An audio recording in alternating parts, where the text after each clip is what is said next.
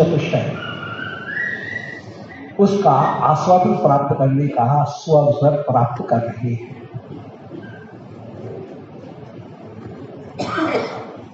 जो सामग्री आज श्री किशोरी जी की कृपा से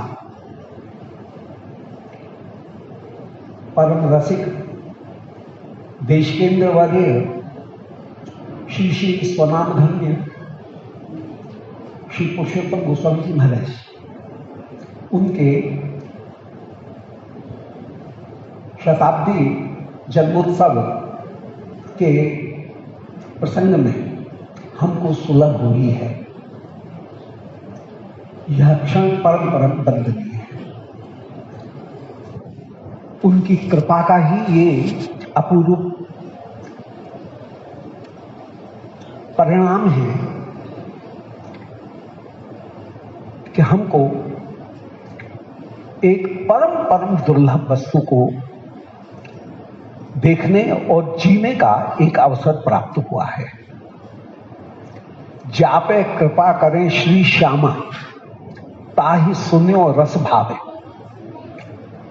यदि किशोरी जी की कृपा नहीं होती है तो इस रस में किसी की प्रवृत्ति हो ही नहीं सकती। वो लगेगा ही नहीं, उसे रस स्वाद आएगा ही नहीं। उसे तो उछल कूद, कुछ कर्ण सुख, इन सबों को श्रवण करने की इच्छा रहेगी।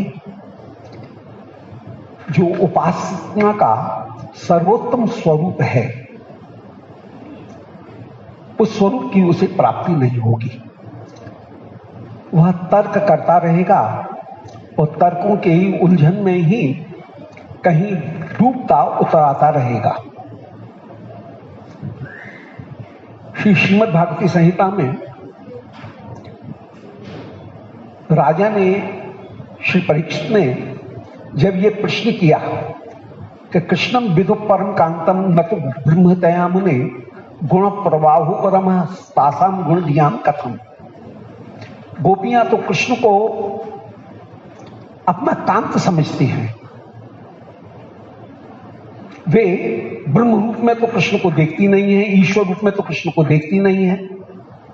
जब ब्रह्म और ईश्वर रूप में भी नहीं देख रही हैं, कृष्ण को अपना कांत ही समझ रही हैं, तो उनके संसार बंधन की निवृत्ति कैसे हुई?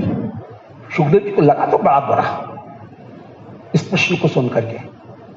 बड़ा इररिलेवेंट प्रश्न, असंगत प्रश्न था, परंतु प्रश्न है तो उत्तर तो होना ही चाहिए। तो उन्होंने उत्तर दे दिया कि वस्तु शक्ति भी कोई वस्तु है। श्री कृष्ण एक इतिहास पुरुष मात्र नहीं है, एक मनुष्य मात्र नहीं है। कृष्ण को यदि एक इतिहास पुरुष मात्र माना जाए तो बड़े से बड़े इतिहास पुरुष के चरित्र के ऊपर उंगली उठाई गई। विश्व का एक भी महापुरुष ऐसा नहीं है जिनको हम महापुरुष कहते हैं कि उनके चरित्र के ऊपर, उनके व्यवहार के ऊपर कहीं प्रश्न चिन्ह नहीं लगाया गया। इसलिए कृष्ण केवल एक ऐतिहासिक व्यक्तित्व मात्र है ऐसा मानकर के ये प्रश्न नहीं किया जा सकता है। तुम्हारा जो प्रश्न है ये इसी बात से संबंधित है। श्री कृष्ण पर तत्व हैं और उन पर तत्व का समाराधन करने के लिए साधक को भगवत्ता का जो स्वरूप है उसको अपने मानस में रखना चाहिए, अपने दृष्टिपथ में रखना चाहिए। कृष्ण अवतार काल में एक काल क्रम में, काल की एक पंक्ति में, एक रेखा में वे भले उत्पन्न हुए हों, परंतु वे एक सामान्य जीव नहीं हैं। वे परतत्व हैं। इसलिए यदि तू तर्क करता रहेगा कि गोपियां कौन हैं, गोपियों का संसार बंधन कैसे दूर हुआ, उन्होंने कृष्ण को ब्रह्म करके तो नहीं माना। सुखदेव जी उत्तर दे रहे हैं, उक्तम पुरस्ताद ये सच्चे चैद्य सिद्धिम यथागत द्विषन्न ऋषिकेशम किमुता भूक्षिज प्रिया, कि जब बैर करने पर भी चैत्य शिशुपाल को कृष्ण गति की प्राप्ति हो गई, कृष्ण चरणारविंद की प्राप्ति हो गई, तो किमुता भूक्षिज प्रिया कैमुत्य के द्वारा दिखा रहे हैं जो गोपियां हैं उनका तो कहना ही क्या। परंतु राजा यदि इस तरह से संदेह करता रहेगा तो बस संदेह में ही उलझा रहेगा। हम भी तर्क के द्वारा, कहीं प्रमाणों के द्वारा कहीं समाधान करते रहेंगे, और प्रमाकरणम प्रमाणम, जो यथार्थ ज्ञान को उत्पन्न कराए उसका नाम प्रमाण है, उस प्रमाण की जाल में ही फंसे रहेंगे। इसलिए खबरदार, यदि इस रस का जिसका हम परिवेषण करने के लिए जा रहे हैं, इसका तुझे आस्वादन प्राप्त करना है, तो ये खोटे जो तर्क हैं, इन खोटे तर्कों की पोटली उठा करके कहीं अलग रखते हैं। और श्रीमद गुरुदेव ने जो तुझे सिद्ध स्वरूप प्रदान किया है, उस अंतश्चिंतित स्वरूप में विराजमान होकर के यदि इस लीला का आस्वादन करेगा तब तो तुझे स्वाद आएगा। और यदि तर्क को लेकर के चलता रहेगा कि इसका सामाजिक संदर्भ क्या है, ये समाज को क्या मैसेज देता है, यदि इन चक्रों में घूमता रहेगा तो घूमते रहना, फिर रस कुछ नहीं आएगा।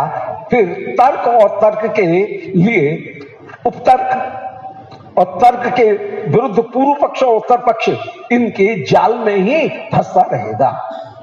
इसलिए सुखदेव जी ने सिद्धांत का तो निरूपण कर दिया कि वस्तु शक्ति ऐसी है कि कृष्ण एक इतिहास पुरुष मात्र नहीं है, वे परतत्व हैं, वे रसमय हैं, साक्षात रस स्वरूप हैं।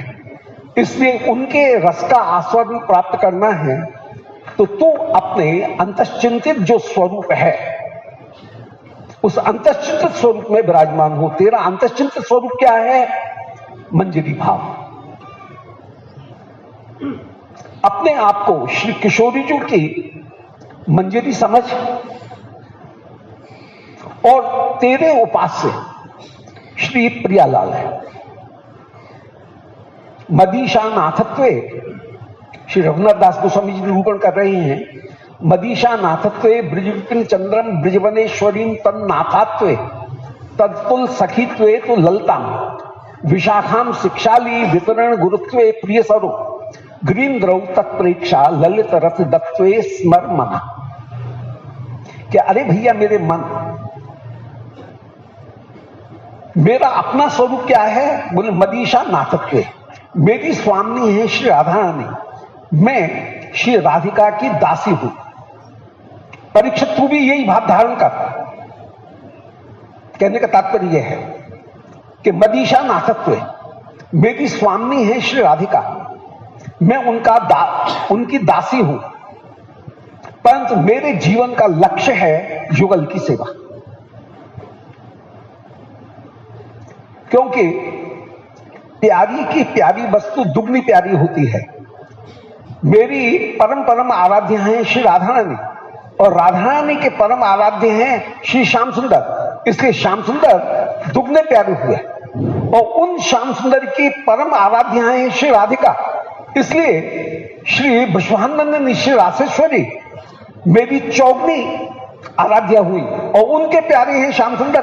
तो बस मल्टीप्लाई करते जाओ, कहां तक बढ़ेगा ये इसकी कोई सीमा नहीं है। क्योंकि रस की एक पद्धति है कि उसमें प्यारे की प्यारी वस्तु दुगनी प्यारी होती है। तो सुखदेव जी ने भी टोक दिया कि नचैवं विस्मय कार्य भवता भगवत त्यजे। श्री भगवान आप अज होकर के विराजमान हैं, उन भगवान के चरित्र में नचैवं विस्मय कार्य, तुझे विस्मय नहीं करना चाहिए।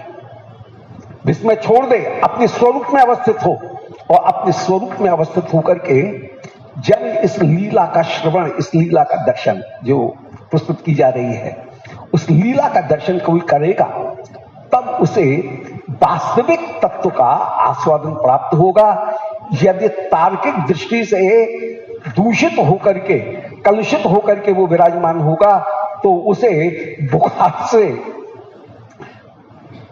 व्याकुल व्यक्ति को जैसे मीठी वस्तु भी कहीं कड़वी लगती है बुखार की स्थिति में, ऐसे तर्क से युक्त होकर के जब विराजमान रहेगा तो इस रस का खास स्वाद नहीं आएगा। इसलिए श्री महाराज जी के, श्री राजा जी के, वास्तव में राजा ही थे, उनके जन्म शताब्दी महोत्सव के इस परम आनंदमय आशीर्वादात्मक उत्सव में जब हम सम्मिलित हो रहे हैं तो इस सम्मिलित होते समय हमको सर्वप्रथम इस रस का आस्वादन करने का अधिकार तब प्राप्त होगा जबकि हम अपने अंतश्चिंतित स्वरूप में विराजमान होकर के इस लीला का दर्शन करेंगे। अब अंतश्चिंतित स्वरूप नहीं है, हर एक में तो अभी योग्यता आई नहीं है, वो योग्यता तो बहुत परिपक्व अवस्था में कहीं प्राप्त होगी, वो स्वरूप भी परिपक्व अवस्था में कहीं स्फुरित होगा। परंतु यदि दो शर्त किसी में है तो वह इस अष्टकालीन निकुंज लीला का दर्शन करने का अधिकारी हो जाएगा। पहली शर्त है शास्त्र में पूर्ण विश्वास। जब तक शास्त्र में पूर्ण विश्वास नहीं है तब तक इस लीला के दर्शन का अधिकार नहीं होगा और तर्क की आरभटी में वो भटकता रहेगा, जंजाल में वो भटकता रहेगा। और दूसरी जो वस्तु है वो है अपने स्वरूप को कहीं न कहीं मेरा क्या स्वरूप है इसको जानने के लिए साधक के हृदय में कहीं उत्कंठा। तो शास्त्र में पूर्ण विश्वास और मैं किशोरी जी की दासी बनूं और इस लीला का भावोल्लास के द्वारा मैं दर्शन करूं, ये यदि भाव उसमें है तो अधिकार न होने पर भी इस लीला को श्रवण करने का उसे अधिकार प्राप्त हो जाएगा। अभी परिपक्वता नहीं है तब भी इस लीला का अधिकार प्राप्त हो जाएगा, क्योंकि यदि ये सोचते रहेंगे कि हमें अधिकार की प्राप्ति हो तब इस लीला का दर्शन करें, तब तक बहुत देर हो जाएगी। मुझे तो एक भी व्यक्ति ऐसा दिखा नहीं जिसने ये कहा हो मैं इस रस का अधिकारी हूं। जो बड़े से बड़े हैं वे सब रोते रहे, यहां तक कि श्रीमन महाप्रभु जो स्वयं रसमूर्ति होकर के विराजमान हैं, वे भी अपने आप को आई नंद तनुज किंकरम पतितम महाम विषमे महाम बुधौ, वे भी रोते रहे, ये कहते रहे कि मैं तो विषम महाम बुद्धि में पड़ा हुआ हूं। इसलिए यदि कोई ये कहे कि जिस निकुंज लीला का, जिस अंतरंग लीला का, जिस श्री प्रियालाल की दैनंदिनी लीला का हम परिवेशन करने के लिए जा रहे हैं उसके हम अधिकारी नहीं हैं, तो ये तो सभी कहेंगे कि अधिकारी नहीं है। परंतु यदि दो चीज साधक में मूल रूप में आ गई, शास्त्र में पूर्ण विश्वास, भगवत लीला प्राकृत नहीं है, वह चिन्मय है, इस बात में पूर्ण विश्वास है यदि उसका, और ये लीला स्वस्वरूप में लीला है, इस बात में यदि पूर्ण विश्वास है, और मुझे श्री किशोरी जी ने श्रीमद गुरुदेव के माध्यम से कोई स्वरूप प्रदान किया है, मैं उनकी दासी हूं, इस भाव के साथ में यदि लीला देखेगा तो उसे लीला के दर्शन करने का अधिकार प्राप्त हो जाएगा। दीक्षा काले भक्त करे आत्मसमर्पण, से ही काले प्रभु करे ताके आत्मसम, वो मान यदा त्यक्त समस्त कर्मा निवेदित आत्मा विचिकीर्षतों में तदा मृतत्वाय प्रपद्यमान मैं आत्म भूयाय च कल्पते वही। इसलिए शास्त्र में पूर्ण विश्वास और मुझे जो स्वरूप श्री किशोरी जी देना चाहती हैं वो स्वरूप कहीं स्फुरित हो, मेरा तात्विक स्वरूप कहीं वही है, इस भाव को कहीं अपने हृदय में डाल करके इस लीला में, अभी प्रकट लीला में उसे अभी पूरा पूरा अधिकार नहीं है, तब भी इस लीला को श्रवण करने की योग्यता हमको प्राप्त हो जाएगी। बोल वृंदावन बिहारी लाल की जय। विस्तार करने का अवसर नहीं है, कितना भी विस्तार किया जा सकता है। अधिकारी की बात केवल कही दी गई, इतने में। दूसरी जो वस्तु है वो है ये जो अष्टकालीन लीला यहां प्रस्तुत की जा रही है। ये अष्टकालीन लीला, अष्टयाम लीला, उसके विषय वस्तु कौन है, उसका संबंध तत्व क्या है। आचार्यों ने जिस वाणी शब्द के द्वारा उसका प्रयोग किया, इस शब्द का वाच्य पदार्थ कौन सा है, ये वाच्य वाचक संबंध जोड़ना, इसी को कहते हैं संबंध तत्व। शास्त्र ने जो कुछ भी वर्णन किया उसका वाचक शास्त्र है, परंतु शास्त्र जो वाचक है उसका वाच्य कौन है, उसके वाच्य हैं भगवत्ता का सर्वोत्तम स्वरूप ब्रह्म। विस्तार में नहीं जाएंगे, पंथ केवल संकेत मात्र कर रहे हैं। ब्रह्म शक्तियों से युक्त है, परंतु वो अपनी शक्तियों का प्रसारण नहीं कर रहा है।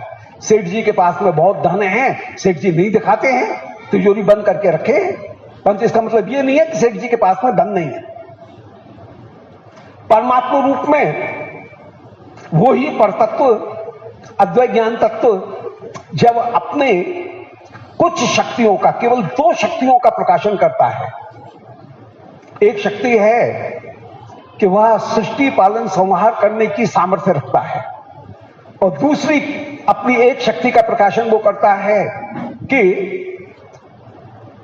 वह सबके भीतर व्याप्त होकर के वह सबका साक्षी है। तो सृष्टि पालन संहार का कारण और साक्षी, केवल दो गुणों को जब वो प्रकट करता है तो उसका नाम ही है परमात्मा, ब्रह्म परमात्मा। अभिव्यक्त शक्ति शक्तिमानतया प्रतीयमान जो पदार्थ है वो है ब्रह्म। जहां शक्ति शक्तिमान का भेद नहीं दिख रहा है, जहां शक्ति शक्तिमान का भेद दिख रहा है किंचित मात्रा में, केवल दो गुणों को वो प्रकट कर रहा है, सृष्टि पालन संहार, और जीव मात्र के हृदय में वह साक्षी होकर के विराजमान है, वस्तु मात्र में वह व्यापक होकर के विराजमान है। ऐसा स्वरूप केवल दो गुणों को वो प्रकट कर रहा है, तो उसका नाम है परमात्मा। परंतु जहां वह अपने षडैश्वर्य को प्रकट करते हुए विराजमान हो, उसका नाम है भगवान। भगवत्ता का भी सार कहां है, माधुर्य भगवत्ता सार। विस्तार में नहीं जा सकते हैं, समय की अपनी सीमा है, इसलिए केवल संकेत मात्र, केवल हेडिंग मात्र प्रस्तुत कर रहे कि भगवत्ता का सार कहां है। माधुर्य भगवत्ता सार ब्रजे कोइल प्रचार, ताहा शुक व्यासेर नंदन, स्थाने स्थाने भागवते वर्णिया छे जनाईते, यह सुन माते भक्त जन। भगवत्ता का सार है माधुर्य। और माधुर्य किसे कहेंगे कि महेश्वर्य से आविर्भावे अनाविर्भावे बा नरवत लीलाया अपरित्याग। जहां ऐश्वर्य प्रकट हो रहा हो, प्रकट होने पर भी मनुष्यवत लीला का जहां त्याग नहीं है, उसका नाम है माधुर्य। बालक तो दुग्धमुख बालक है, वो तो स्तनपान करेगा। अब यदि स्तनपान करने में वो चुस्का ले रहा है और पूतना के प्राण निकल जाए तो बालक का दोष नहीं है, वो तो लीला कर रहा है। बालक को गोदी में ढंग से नहीं लोगे तो वो तो गला पकड़ेगा ही। अब यदि गला पकड़ने में तृणावर्ती के प्राण निकल जाए तो निकल जाओ। कृष्ण नरवत लीला का त्याग नहीं कर रहे, मनुष्य लीला वैसी की वैसी बनी हुई है। गुस्सा आ रहा है और गुस्सा के स्थिति में शत्रु आ रहा है, आजा, जो चीज हाथ में आएगी उसको लेकर के खड़ा हो जाएगा व्यक्ति। इसी तरह से इंद्र यदि मेरे घर के ऊपर आक्रमण कर रहा है तो मैं इंद्र को छोड़ूंगा नहीं। हाथ में गोवर्धन आ गया तो लेके खड़े हो गए। मनुष्य लीला का त्याग थोड़ी है। इसका नाम है माधुर्य। परम ऐश्वर्य के प्रकट होने पर भी माधुर्य का जहां त्याग नहीं है, नवरत लीला का त्याग नहीं है, उसका नाम है माधुर्य। और यदि नवरत लीला का त्याग होकर के 2 से 4 भुजा प्रकट हो जाए तो उसका नाम ही है ऐश्वर्य।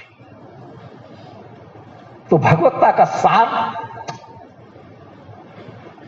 ऐश्वर्य नहीं है, भगवत्ता का सार वीर्य नहीं है, भगवत्ता का सार श्री नहीं, यश नहीं है, भगवत्ता का सार ज्ञान और वैराग्य भी नहीं है, भगवत्ता का सार है श्री, श्री तत्व, माधुर्य भगवत्ता सार।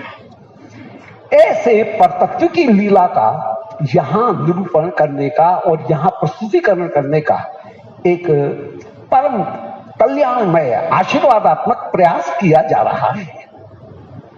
एक बहुत बड़ी बात है।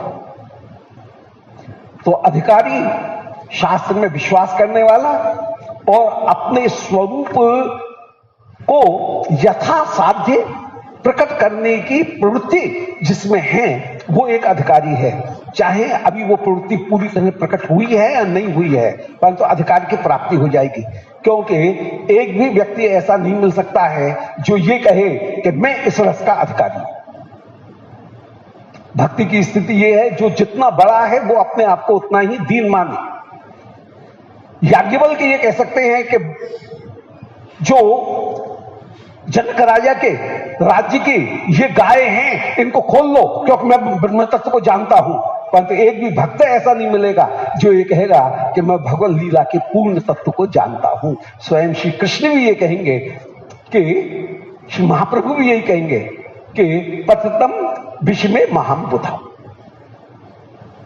तो अधिकारी संबंध में श्री श्याम सुंदर वे माधुर्य से युक्त होकर के विराजमान, वे माधुर्य से युक्त होकर के भी विराजमान हैं। जहां श्री श्याम सुंदर की के साथ में श्री प्रिया जी विराजमान है। राधा संगे यदा भाति तदा मदन मोहन, अन्यथा विश्व मोहो की स्वयं मदन मोहेगा। अब श्री प्रिया के साथ में श्याम सुंदर की स्थिति वो सर्वोत्तम है, परंतु उस सर्वोत्तम स्थिति को यदि गोष्ठ की लीला अन्य रसों के साथ में मिलाकर के देखा जाए तो वो और भी अधिक उल्लास को प्राप्त होगी और भी अधिक विकास को प्राप्त होकर के विराजमान होगी। ब्रज में 4 ही रस हैं। रस तो 5 होते हैं भाव के राग में, शांत, दास्य, सख्य, वात्सल्य और मधुर। परंतु ब्रज में शांत रस का कोई उपासक नहीं है। शांत रस का तात्पर्य है कि कृष्ण को ब्रह्म या परमात्मा रूप में कृष्ण की आराधना करना। कृष्ण ब्रह्म है, ब्रह्म कृष्ण है, ये ज्ञान मार्ग है। परंतु कृष्ण ब्रह्म है ये विचार करना, यह है शांत रस। शांत रस और ब्रह्म ज्ञान, इन दोनों में मूलभूत अंतर यही है कि ब्रह्म ज्ञान में ब्रह्म उपाधि से युक्त होकर के कृष्ण बना, यह ज्ञानियों का मत होगा। परंतु जो शांत भक्ति वाले हैं उनका मत यह है कि परतत्व श्री कृष्ण है, कृष्णात् परम किमपि तत्व महम न जाने। कृष्ण ब्रह्म या परमात्मा होकर के विराजमान है, परंतु ऐसा उपासक भी ब्रज में कोई नहीं है।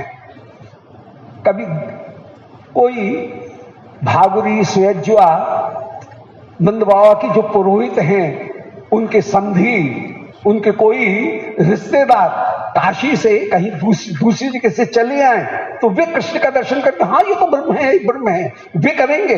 परंतु ब्रज का जो ब्राह्मण है, बाबा का जो पुरोहित है, वो कृष्ण को ब्रह्म करके नहीं पूजेगा, वो ये पूजेगा कि ये मेरे यजमान श्री नंद बाबा का कुमार है, हमारे यजमान का बेटा है, इसलिए इसको आशीर्वाद देंगे। तो दोनों में अंतर है। जो परदेसी है वो कृष्ण की पूजा करेगा इसलिए क्योंकि वे ब्रह्म हैं, परमात्मा है। ब्रह्म परमात्मा के परिच्छेद सामान्य अत्यंता भाववत जो ब्रह्म का लक्षण है वो उनमें दिख रहा है। कर्तुम अकर्तुम अन्यथा कर्तुम सर्व समर्थ जो ईश्वर का लक्षण है वो उनमें दिख रहा है। उनमें सृष्टि पालन संहार सर्वव्यापकता ऑल परवेंडिंग जो गुण है वो उनमें दिख रहा है, इसलिए वो कृष्ण की आराधना कर रहा है। ये कोई नंद ब्रजराज का परकर का जो ब्रज का ब्राह्मण है उसका कोई संबंध ही परदेसी जो है वो परदेसी की ये भावना होगी। ब्रज के जो ब्राह्मण हैं, बाबा के जो पुरोहित हैं, उनकी भावना यही है कि नंद बाबा हमारे यजमान हैं और हमारे यजमान का बेटा है, यजमान का बेटा खूब प्रसन्न रहे। लौकिक सद्बंधु भाव एक शब्द का प्रयोग कर रहे हैं, इसको गांठ मार करके इस पूरे के पूरे अष्टयाम सेवा क्रम में अपने पास में साधक को रखना चाहिए। बहुत गंभीर बात है, परंतु उस एक भाव को बांध करके गांठ बांध करके अपने हृदय में रखना चाहिए। वो है लौकिक सद्बंधु भाव। लोक में जैसे अपने बंधु के प्रति भावना होती है, ऐसे श्री कृष्ण को अपने एक बंधु के रूप में चाहना कि ये हमारे यजमान का राजकुमार है, अथवा ये हमारा मित्र है, अथवा मेरी सहेली है श्री यशोदा, उन यशोदा का ये पुत्र है इसलिए मेरा भी पुत्र है। ये मुझसे ताई जी कहता है, मुझसे चाची कहता है, मुझसे काकी कहता है, मुझसे भुआ मौसी कहता है, इसलिए ये मेरा परम परम प्यारा है। लौकिक सद्बंध भाव। कृष्ण ब्रह्म है, परमात्मा है, इस दृष्टि से कृष्ण के साथ में संबंध नहीं है। लौकिक सद्बंध भाव के साथ में उनका संबंध है। इस संबंध के द्वारा जो प्रीति होगी वो प्रीति अत्यंत अत्यंत मधुर होगी। केवल एक भाव को लेकर के चलने पर संबंध तत्व का विचार चल रहा है। अधिकारी, संबंध, अवधेय और प्रयोजन, इनका थोड़ा सा संकेत करके फिर माने मूल जो विषय है उसके ऊपर आएंगे। तो जो संबंध है वो संबंध यदि केवल प्रिया का संबंध रखा जाए तो उसमें उतना उभार नहीं आएगा। जैसे कोई चित्र है और क्लोजअप में चित्र को खींचते खींचते क्लोजअप में आते आते केवल एक छोटा सा जो दृश्य है, एक व्यक्ति, वहां तक ही हमने क्लोजअप कर लिया, तो वो हो गया जैसे मधुर भाव। परंतु उसी चित्र को यदि लॉन्ग शॉट में देखा जाए और पूरे एक फ्रेम के साथ में देखा जाए तो अन्य जितने भी दास्य, सक्ष, वात्सल्य, मधुर तो मूल ही है। तो तीन रसों के साथ में उसको देखा जाए तो फ्रेम के बीच में चित्र जितना उभर करके सामने आता है उतना केवल चित्र मात्र हो और उसको हाथ में लेकर के नचाते हुए डोलो तो वो फ्रेम, वो चित्र उतना प्रभावशाली नहीं होता है। इसलिए श्रीमद् महाप्रभु के परकर ने जो पद्धति अपनाई, वो पद्धति अपनाई कि उसने गोष्ठ और निकुंज इन दोनों उपासनाओं को मिला करके ध्यान किया। गोष्ठी की उपासना भी और निकुंज। तो गोष्ठ के फ्रेम में जो निकुंज उपासना है वह मुख्य उपास्य होकर के साधक की विराजमान है, उसका आस्वादन वो ले रही है। तो अन्य रस अपना क्योंकि भाई हम तो राधा रानी की दासी हैं तो हमारा तो श्रृंगार रस से संबंधित है, फिर हम वात्सल्य की लीला क्यों सुने, हम दासी की लीला क्यों सुने? नहीं, हम सुनेंगे, वो इसलिए सुनेंगे, उसको हम इसलिए देखेंगे कि जैसे फ्रेम के भीतर कोई चित्र अधिक उभर करके आता है ऐसे ही अन्य रसों के साथ में श्रृंगार रस बड़ा उभर करके आता है। परम पूज्य श्री चंद्रशेखर दास बाबू जी महाराज, उनका पावन स्मरण करते हुए एक बात याद आती है। वे कहते हैं कि जब हम किशोरी जी की दासी होकर के किसी अन्य रस का श्रवण करते हैं तो अन्य रस हमारा उद्दीपन रस बन करके विराजमान हो जाता है, संचारी रस बन करके विराजमान हो जाता है। एक दृष्टांत से बात उन्होंने सुनाई कि जैसे निकुंज मंदिर में, गोलोक में श्री किशोरी जी से किसी सखी ने आकर के, किसी मंजिली ने आकर के कहा कि आज अमुक ब्रह्मांड में श्री कृष्ण का जन्म हुआ है। अब गोलोक में तो जन्म लीला है नहीं, परंतु किसी ब्रह्मांड में जन्म हुआ है। तो किशोरी जी के मन में उल्लास होता है कि अरे प्यारे का जन्म हुआ है तो हम भी जन्म महोत्सव मनाएंगे। अब वहां पर वात्सल्य रस की जो लीला है वो श्री किशोरी जी के श्रृंगार रस जो स्थायी भाव है, कृष्ण रति रूप जो स्थायी भाव है, उस रति रूप स्थायी भाव के पोषक बनकर के विराजमान हो जाएंगे। मेरे प्यारे ऐसे हैं, किशोरी जी मन में विचार करेंगे राधा रानी कि मेरे प्यारे ऐसे हैं कि उनके जन्म पर पूरा ब्रज कितना आनंदित हो रहा है। और वो जो वात्सल्य भाव है, वो वात्सल्य भाव श्रृंगार भाव का पोषक बनकर के विराजमान हो जाएगा। इसी प्रकार कृष्ण की ऐश्वर्यमयी असुर संहार की लीलाएं, इसी प्रकार उनकी सख्य लीलाएं कि आहा वो प्रेम के ऐसे वशीभूत हैं मेरे प्यारे कि वह कृष्णो भगवान श्री रामानंद पराजिता है कि श्री रामा को कंधे पर बैठा करके वे जो आरोहण भूमि है वहां से उत्तारण भूमि तक कृष्ण को ले जा रहे हैं, कृष्ण ले जा रहे हैं मित्र को। इस तरह का विचार करके वो विराजमान होगा। तो विषय तत्व के भीतर श्री कृष्ण जहां नराकृत मधुर रूप में विराजमान है, मधुर रूप में भी अन्य जितने भी रस हैं, गोष्ठ और निकुंज, वो गोष्ठ और निकुंज दोनों के रस मिलकर के जहां विराजमान हैं, तो अन्य रसों को मूल रस का संचारी भाव बना करके वे प्रियागण निरंतर निरंतर देखते हैं। और संचारी के रूप में जो स्थायी रस है, मूल रस है, उस मूल रस का वे पोषण करने वाली होकर के विराजमान होती है। श्री ब्रज में अपूर्व ऐश्वर्य है। विषय तत्व चल रहा है, विषय के ऊपर विचार कर रहे हैं। विषय तत्व में श्री कृष्ण ही उपास्य होकर के विराजमान। कृष्ण में अनंत ऐश्वर्य है, परंतु अनंत ऐश्वर्य होने पर भी ऐश्वर्य की ओर ध्यान नहीं है। विश्वनाथ चक्रवर्ती जी ने इसको एक बड़े सुंदर प्रकार से देखा, एक दृष्टांत के द्वारा सिखाया कि कोई महिला अपने प्रिय के लिए, अपने पुत्र के लिए रसोई कर रही है। उसने 9 लखा हार पहन रखा है गले में और रसोई कर रही है, परंतु उसका ध्यान कभी भी अपने हार के ऊपर नहीं। उसका ध्यान है कि जो बघार दिया है वो जल नहीं जाए, कहीं इस सामग्री में नमक तेज नहीं हो जाए या मिर्च तेज नहीं हो जाए। तो बिना मूल्य की या थोड़े से मूल्य की 2, 4, 5, 10 रुपए की जो दाल है उसको बनाने में उसका पूरा ध्यान है। और 9 लखा हार जो उसने पहन रखा है वो कहां टेढ़ा हो रहा है, कहां फंस रहा है, उसको होश नहीं है। उसका पूरा जो ध्यान है वो रसोई में है, उस दाल की सिद्धि में उसका पूरा पूरा ध्यान है। ऐसे ही ब्रज में अनंत ऐश्वर्य है। नंद बाबा के ऐश्वर्य का क्या ठिकाना, अनंत ऐश्वर्य विराजमान है। कितना दान कर रहे हैं नंद स्वात्म जो ने महामना होकर कितना दान कर रहे हैं, परंतु महामना होते हुए भी कभी भी नंद का, श्री यशोदा का अपने वैभव की ओर ध्यान नहीं है।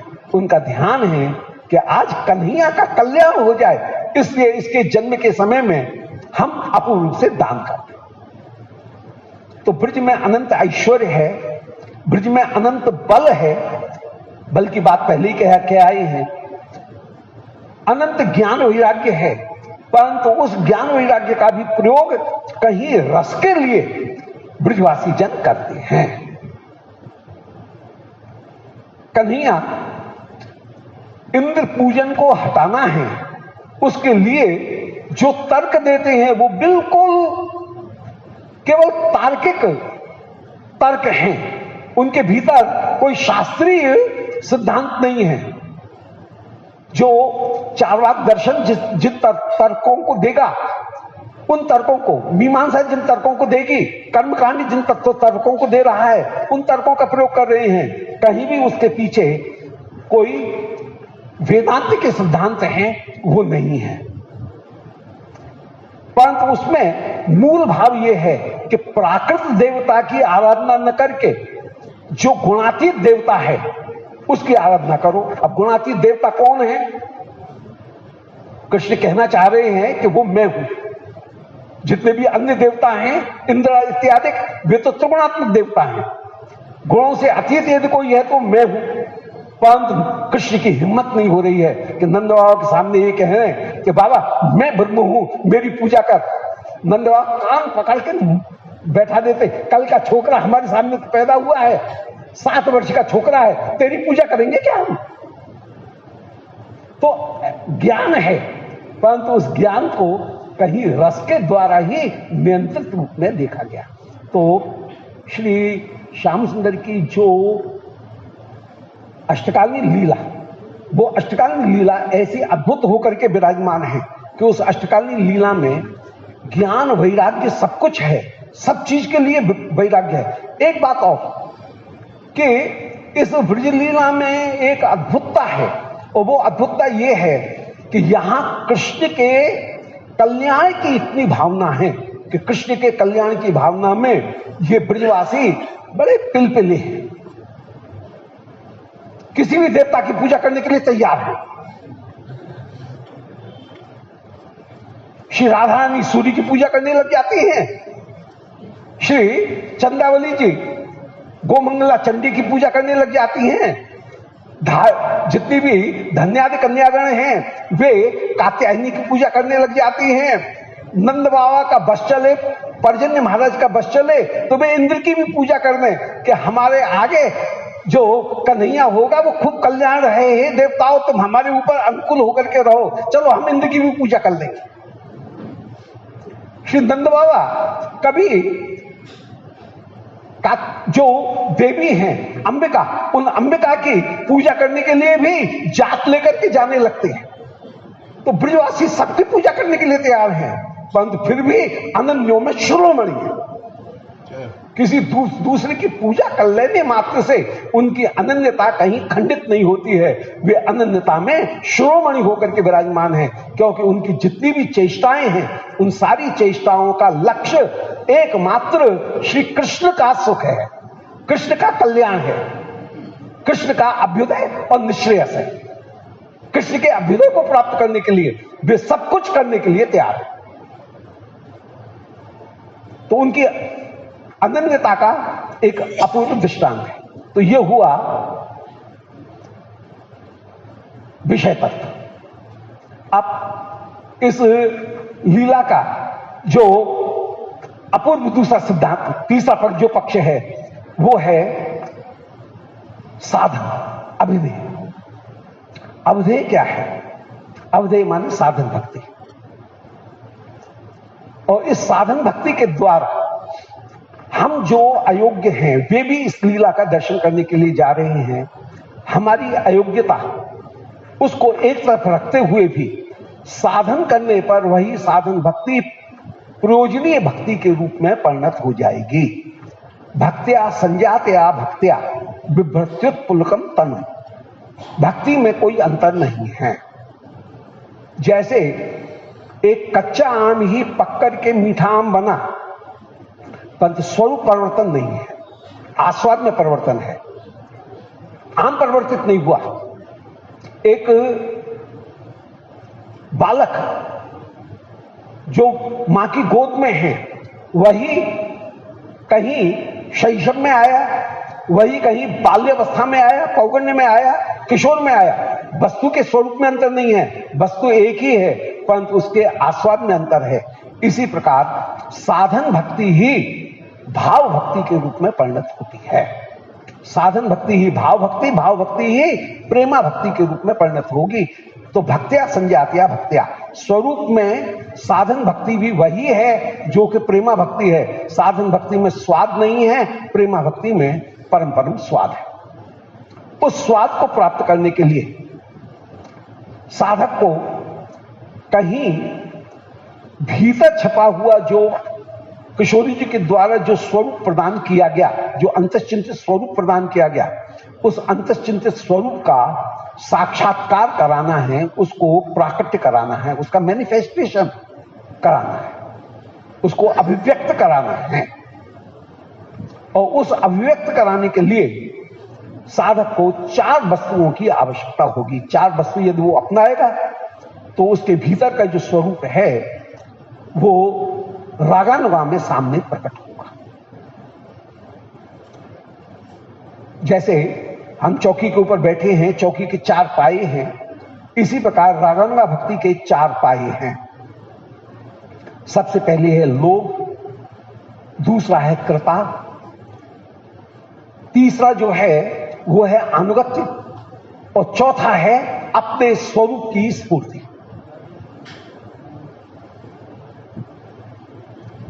जहां शास्त्र की आज्ञा से भक्ति में प्रवृत्ति हो रही है उसका नाम वैधि भक्ति होगा, परंतु जहां लोभ के कारण प्रवृत्ति हुई उसका नाम रागानुगा भक्ति है।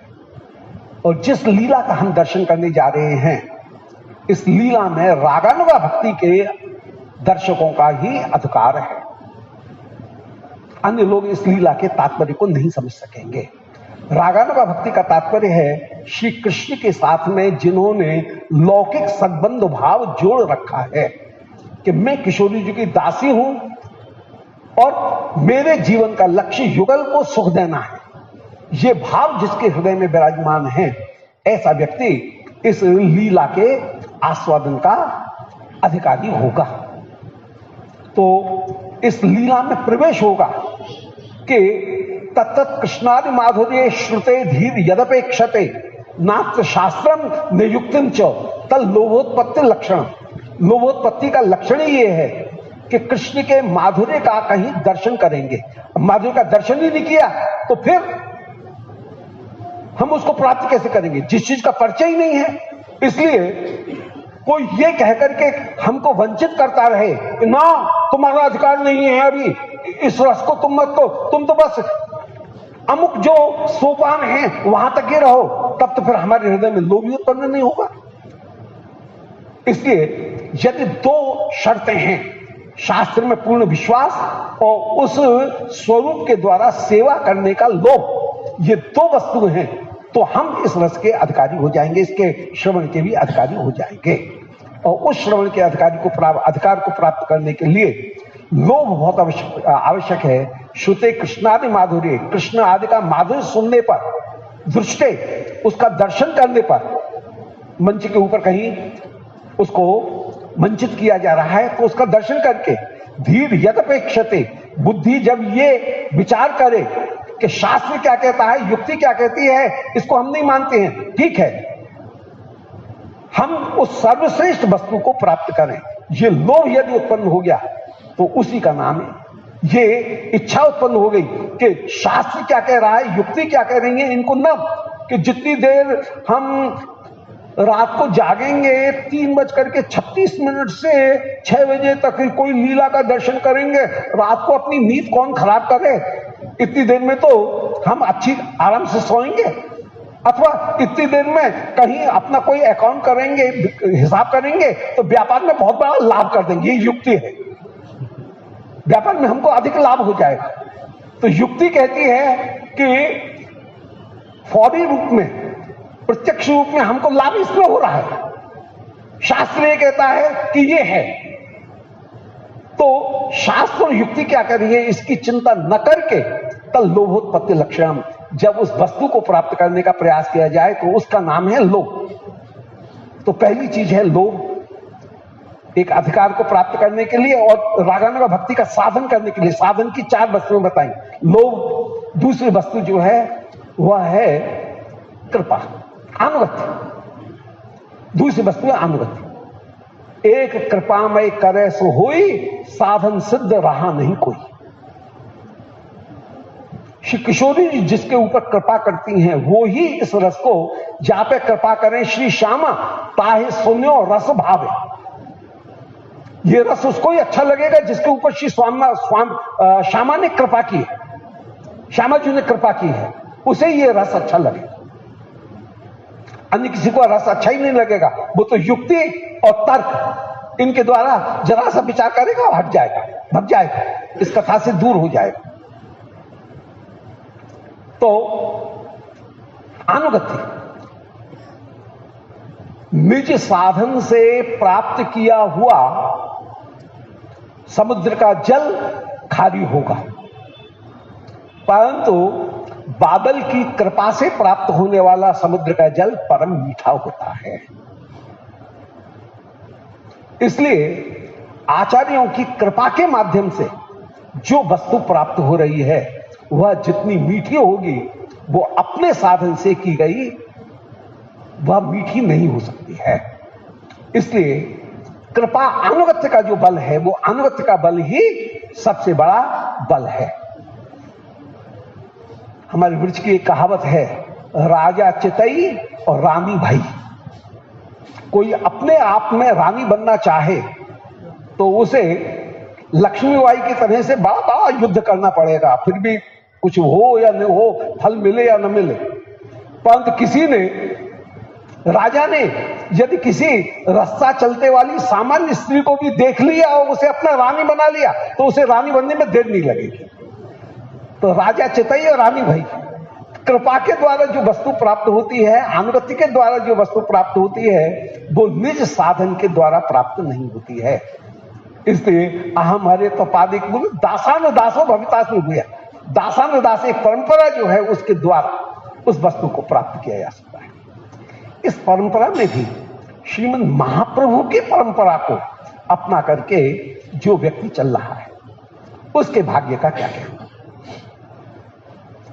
रसोपासक सभी संप्रदाय हैं, सभी परम परम वंदनीय है, परंतु श्री वंशी जी की, श्री ललिता जी की, श्री विशाखा जी की अनुगत्य को ग्रहण करके कोई रस को प्राप्त किया गया अत्यंत श्रेष्ठ होगा, क्योंकि करुणामयी वे किशोरी गण कृपा करके आई हैं। करुणामय श्री नित्य किशोरी करे अनुकंपा कियो आदेश, आई अग्रवर्त अलवेली धर इच्छा में विग्रह बेश। श्री महावाणी जी में हरिप्रिया जी कह रही हैं सिद्धांत सुख में कि श्री किशोरी जी ने आचार्यों को आदेश दिया, ललिता जी को आदेश दिया कि जाओ, बहुत दिन से कोई नई दासी नहीं मिली है, ब्रिज में जाओ और पृथ्वी मंडल पर जाओ और किसी दासी को मेरे पास में भेजो। कभी विशाखा जी को आदेश दिया, कभी वंशी जी को आदेश दिया, कभी रूपमंजरी जी को आदेश दिया और वे कृपा करके पृथ्वी पर आई। परंतु वे अपनी सेवा छोड़ करके आई हैं, बहुत दिन रुकेंगी नहीं, कुछ दिन के लिए आई हैं। इसलिए ऐसा अवसर बहुल न आवे, ये दुर्लभ अवसर मिला है। अष्टयाम रोज की रोज होते हैं क्या? बड़ा श्रम साध्य, बड़ा धन साध्य और बड़ा मनोयोग साध्य ये आयास है, हर समय संभव नहीं होता है। तो ये एक सुअवसर प्राप्त हुआ है, इस सुअवसर का कहीं उपयोग कर लो, क्योंकि वे जो अग्रवर्तनी कृपा करके आई हैं वे बहुत दिन रुकेंगे नहीं। किशोरी जी ने उनको भेजा है किसी नई दासी को निकुंज मंदिर में भेजने के लिए, बुलाने के लिए। इसलिए उन्होंने अपने रस का अपूर्व विस्तार किया है, अपने सिद्धांत का अपूर्व विस्तार किया है। अब किसी किशोरी जी की सखी के द्वारा कोई रस को प्रस्तुत किया गया हो, क्या ध्यान कर देना, उसका कोई एक फल है। किशोरी जी की दासी सखी इनके द्वारा प्रस्तुत किया गया एक रस, उसका अपना एक फल है। परंतु यदि स्वयं श्री श्याम सुंदर राधा भाव और द्युति धारण करके स्वयं ही अवतरित हो और स्वयं अवतरित होकर के यदि कोई सिद्धांत, कोई रस प्रस्तुत करे, निस्संदेह वह सर्वोत्तम हो, उससे बढ़कर के कोई दूसरा रस हो नहीं सकता है। क्यों? कृष्ण का जो आस्वादन है वह आस्वादन कृष्ण के वैभव में नहीं हो सकता है। इसलिए श्रीमद् महाप्रभु जिस रस का आस्वादन कर रहे हैं उन महाप्रभु के अनुगत्य में उस रस का आस्वादन किया जाए। जैसे अष्टकालीन लीला श्री प्रियालाल की है, इसी प्रकार अष्टकालीन लीला श्री नवद्वीप बिहारी की भी है। महाप्रभु भी प्रातः काल के समय, रात्रि काल में, निशा काल में आप आनंद पूर्वक संकीर्तन करके सब भक्तगण अपने अपने घर में गए। श्रीमद महाप्रभु श्रीनिवास पंडित के आंगन के पुष्प उद्यान में संकीर्तन करने के बाद में वहीं पुष्प कुंज, उस पुष्प कुंज में शयन करने के लिए पधारे। रात्रि में श्रीमद महाप्रभु श्री प्रियालाल के विलास का दर्शन कर रहे हैं। क्योंकि महापुरुषों की निद्रा वह तमोगुणमयी निद्रा नहीं है, वह भी योगमायामयी निद्रा है। उनकी सुषुप्ति भी परम रसमयी होकर के विराजमान है। तो महाप्रभु शयन कर रहे हैं। महाप्रभु स्वप्न में श्री वृंदावन की लीला का दर्शन कर रहे हैं। महाप्रभु सोए उस समय सुषुप्ति में भी उनको रस का ही स्मरण हो रहा है। रसकों ने निरूपण किया कि कृष्ण स्मरण करते हुए सोना और कृष्ण स्मरण करते हुए जगना, जो सुषुप्ति का समय है, वह भी भजन में गिन लिया जाएगा, उसकी गिनती भजन में ही होगी। तो महाप्रभु शयन कर रहे हैं। प्रातः काल पक्षियों के स्वर को सुनकर के महाप्रभु जागे और जागते हुए इस समय श्री प्रियालाल कुसुमसा रहे होंगे, जाग रहे हैं, इस लीला का स्मरण कर रहे हैं। अब महाप्रभु की लीला से प्रवेश हो गया कृष्ण लीला। ध्यान किया था महाप्रभु की लीला और उससे प्रवेश हो जाएगा कृष्ण लीला नुकुंज में। महाप्रभु उस समय जब श्री राधिका भाव में या मंजरी भाव में, महाप्रभु में सब भाव है। महाप्रभु में राधा भाव है, महाप्रभु में कृष्ण भाव है, महाप्रभु में विष्णु भाव है, ये तो सब प्रसिद्ध ही है। श्री महाप्रभु में मंजरी भाव है, सखी भाव है। तो महाप्रभु जिस भाव से, यदि मंजरी भाव में या श्री कहीं दासी भाव में, श्रीमद महाप्रभु ने जब राधिका दासी रूप में नुकुंज में प्रवेश किया तो उनकी अनुगत दासी के रूप में ये दासी भी श्री नुकुंज लीला में महाप्रभु के साथ साथ प्रवेश करेगी। महाप्रभु का जो परिकर है, महाप्रभु की जो शिष्य मंडली है, वो शिष्य मंडली भी वहां सेवक रूप में श्री श्रीवास पंडित उनके आंगन में शयन कर रही है। महाप्रभु के प्रवेश करने पर जो मंडली है अर्थात साधक भी श्रीमद महाप्रभु के साथ में फिर अनुगत मंजरी के रूप में, वह नित्य मंजरी के रूप में, प्राण मंजरी के साथ में नित्य मंजरी के रूप में श्री नुकुंज मंदिर में प्रवेश कर लेगी और उस समय फिर लीला का वो दर्शन करेगी।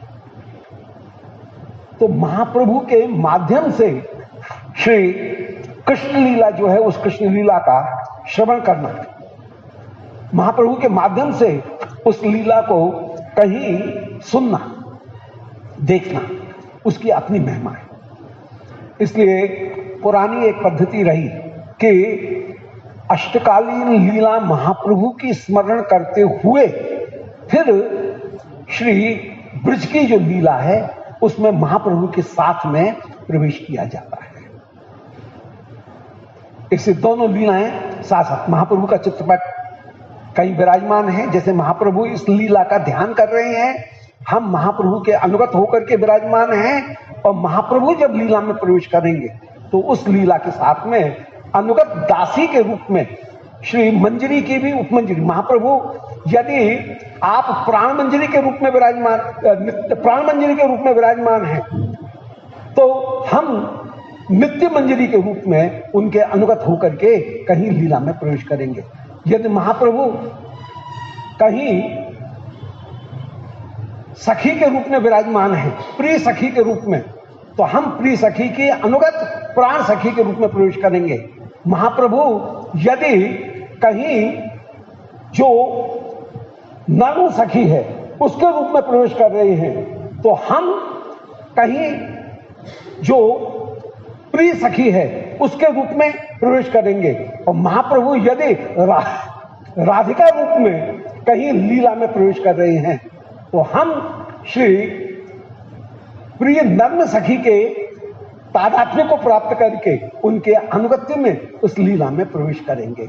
इस प्रकार महाप्रभु जब जिस भाव को धारण करेंगे उसके अनुरूप अनुगत जो भाव है उस अनुगत भाव को धारण करते हुए भी हम लीला में प्रवेश करेंगे।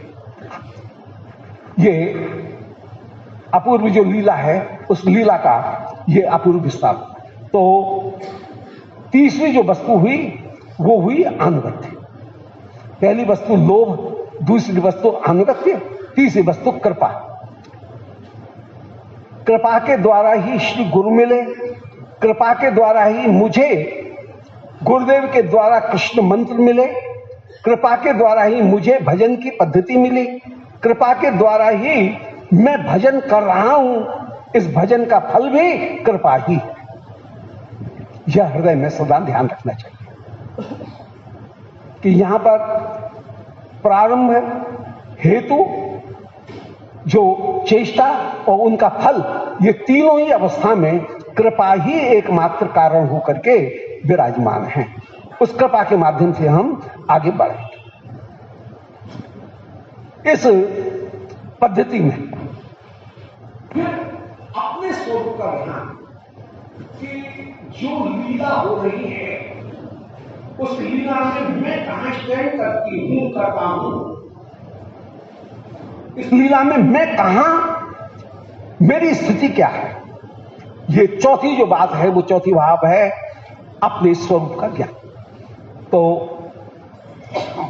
लोभ, अनुगत्य, कृपा और उसके बाद में अपने स्वरूप का ज्ञान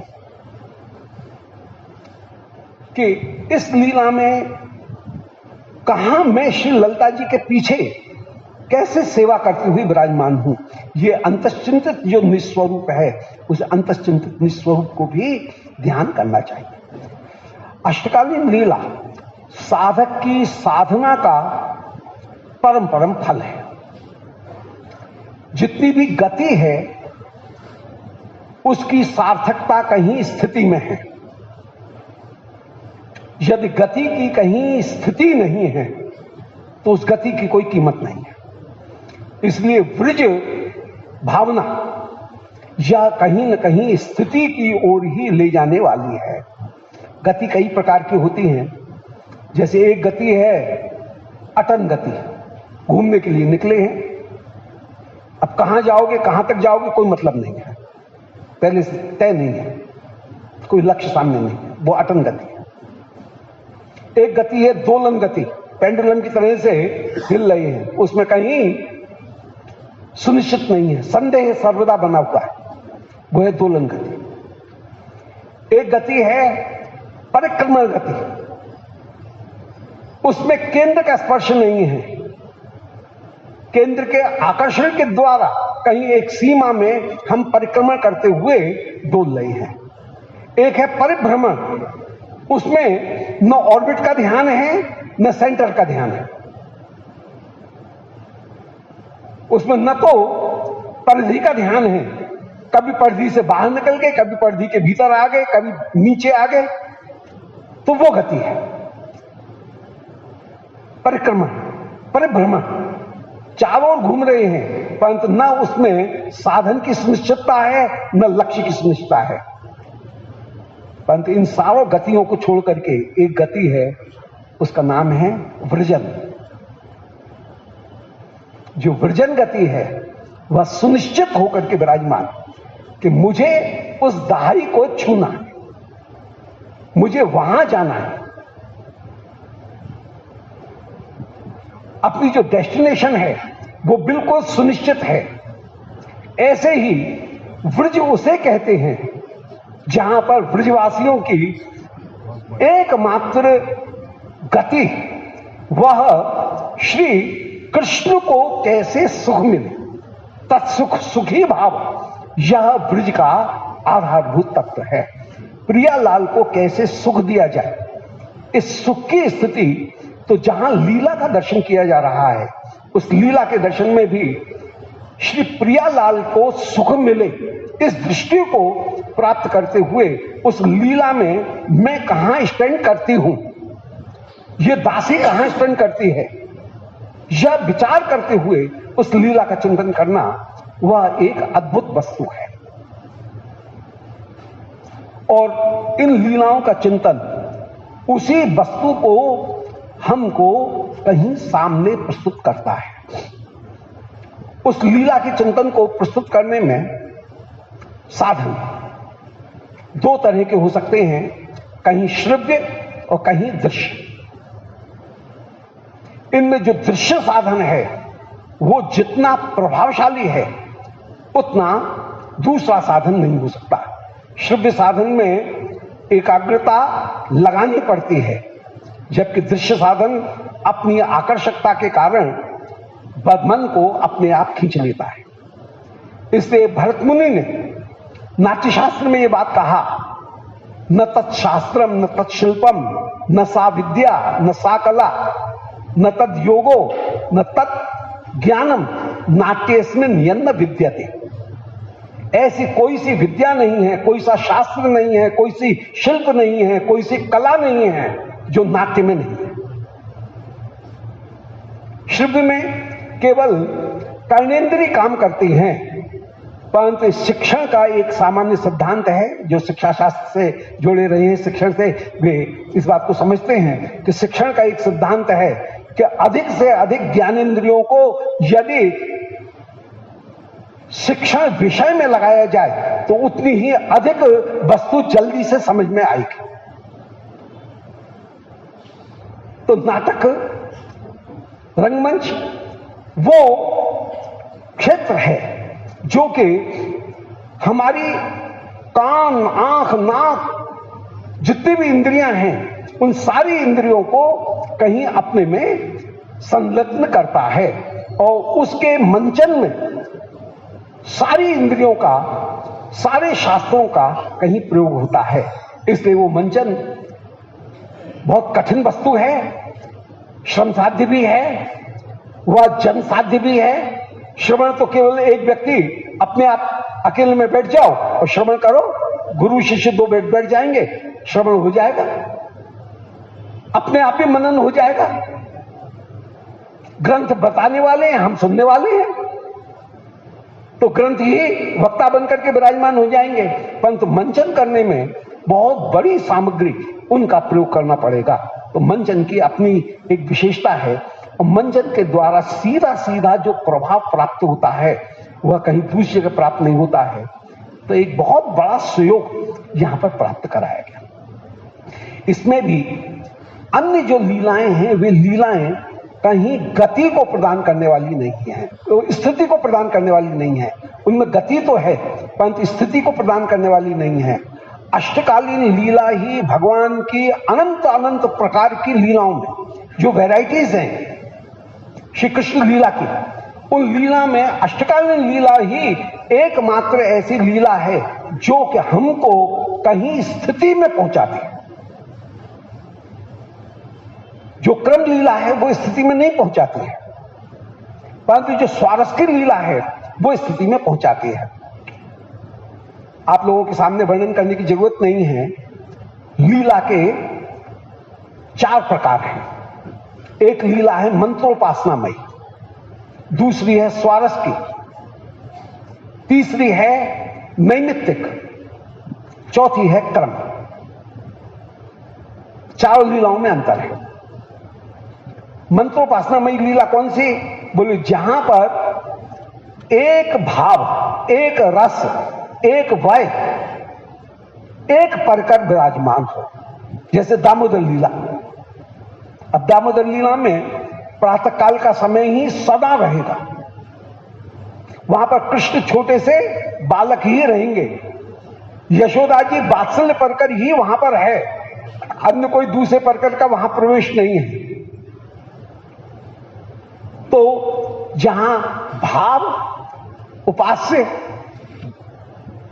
काल और स्थान ये एक हो, उसको हम कहेंगे मंत्रोपासना में लीला।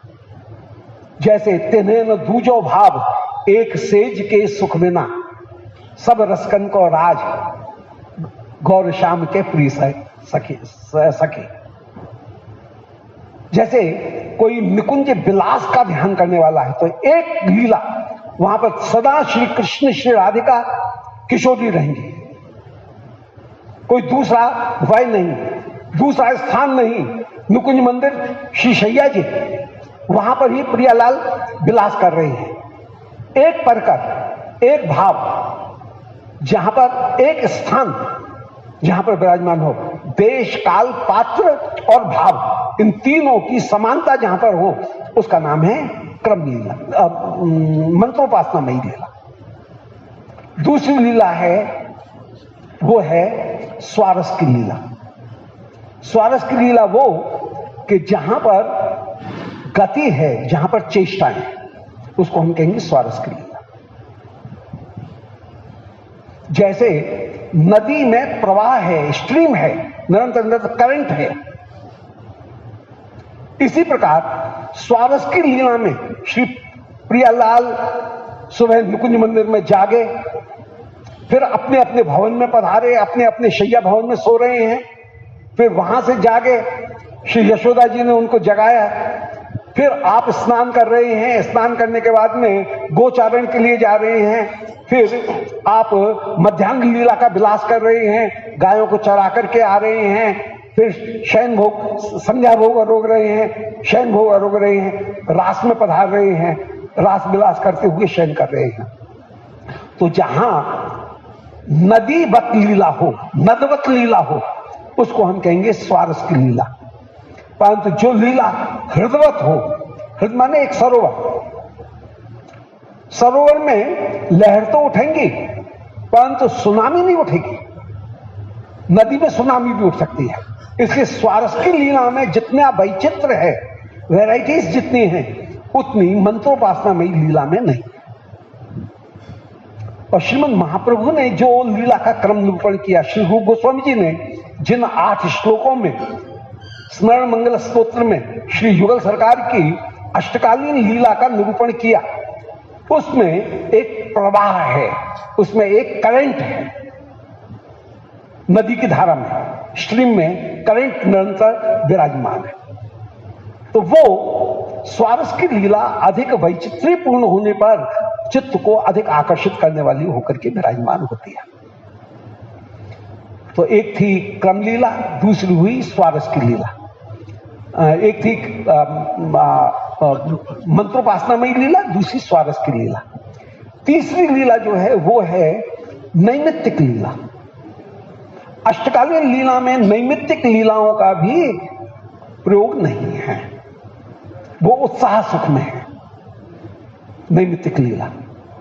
तो नैमित्तिक लीला में कोई विशेष अवसर आने पर, दीपावली आई इसलिए एक उत्सव हो रहा है, सावन की तीज आई इसलिए एक विशेष रूप से झूला का उत्सव हो रहा है, होली पूर्णिमा आई इसलिए विशेष रूप से एक लीला का उत्सव हो रहा है। तो जहां कोई अवसर के कारण या किसी विशेष परिस्थिति के कारण के केशी दैत्य आ गया, पूतना आ गई, उसको मार डालो, तो जहां विशेष परिस्थिति के कारण कोई लीला हो रही है, उस लीला को हम नैमित्तिक लीला कहेंगे। असुर वध इत्यादि की लीला, पृथ्वी के भार को दूर करने की लीला, या उत्साह सुख की विभिन्न उत्सवों की लीला, वो कहलाएगी कहीं नैमित्तिक लीला, वो नैमित्तिक लीला होगी। और एक चौथी लीला है, वो लीला है क्रम लीला। क्रम लीला का तात्पर्य है कि श्री कृष्ण 3 वर्ष 2 महीना महावन में रहे, इसके बाद में ब्रज में आए, ब्रज में आने के बाद में 2 महीने आप श्री छठी करा पर रहे, शक्ति कटाक्ष में, फिर वहां से बढ़कर के 3 वर्ष 4 महीने के पश्चात श्री कृष्ण आप पधारे नंदगाम।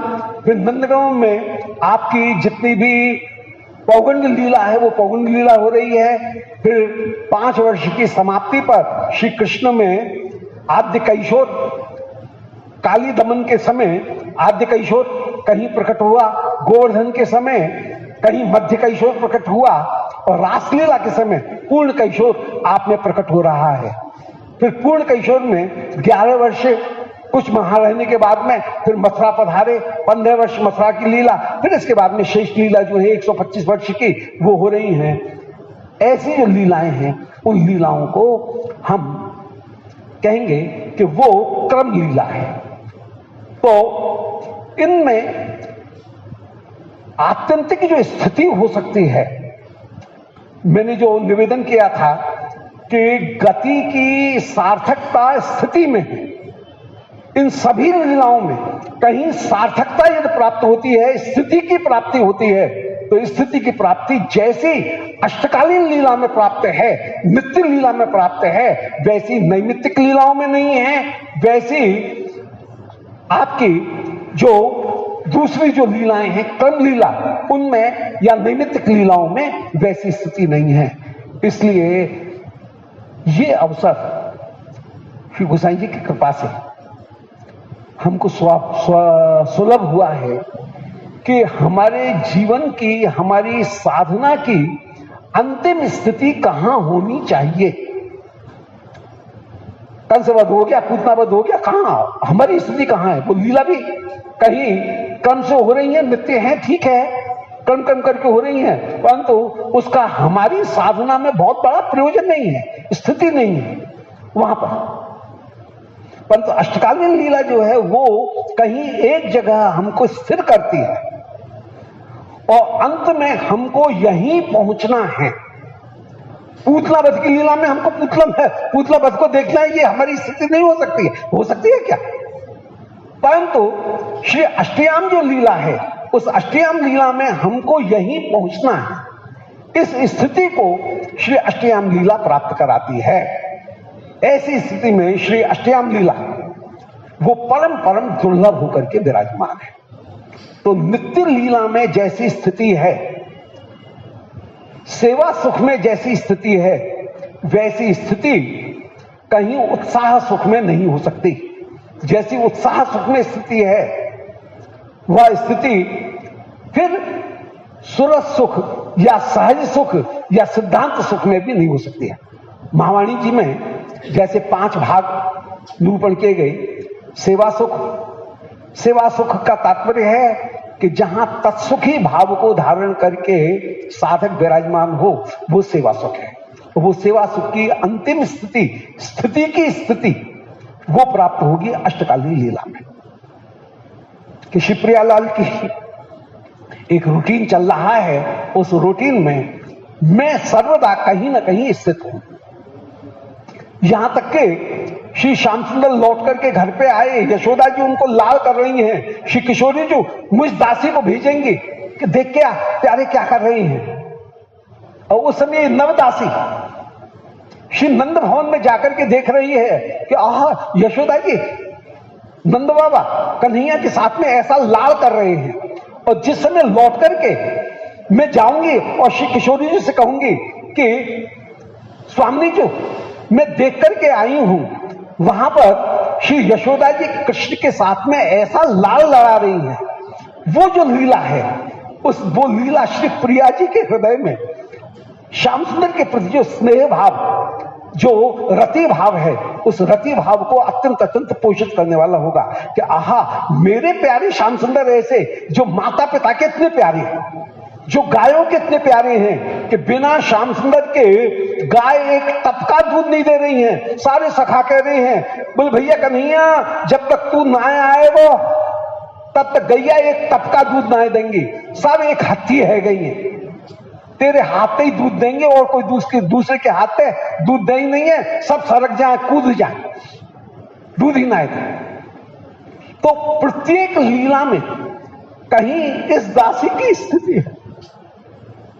श्रीमद गुरुदेव ने जो स्वरूप प्रदान किया, उस स्वरूप में अवस्थित होकर के ये दासी, ये मंजरी प्रत्येक काल में, प्रत्येक लीला में कहीं न कहीं सम्मिलित होकर के श्री प्रिया जी की सेवा करने के लिए, तत्सुखी सेवा करने के लिए, कभी दूती बन करके, कभी सहयोगी बन करके, कभी श्री प्रिया के सामने उनके विरह भाव को शांत करने में उपयोगी बन करके यह कहीं न कहीं विराजमान होगी। तो अष्टकालीन लीला जैसी स्थिति को प्रदान करने वाली है, गति जो है वो जैसी स्थिति को प्रदान करने वाली है, वैसी स्थिति को प्रदान करने वाली और कोई दूसरी लीला नहीं है। तो पहली लीला है सेवा सुख, ये सेवा सुख की लीला। दूसरी लीला है उत्साह सुख। श्री महावाणी जी का दूसरा जो चैप्टर है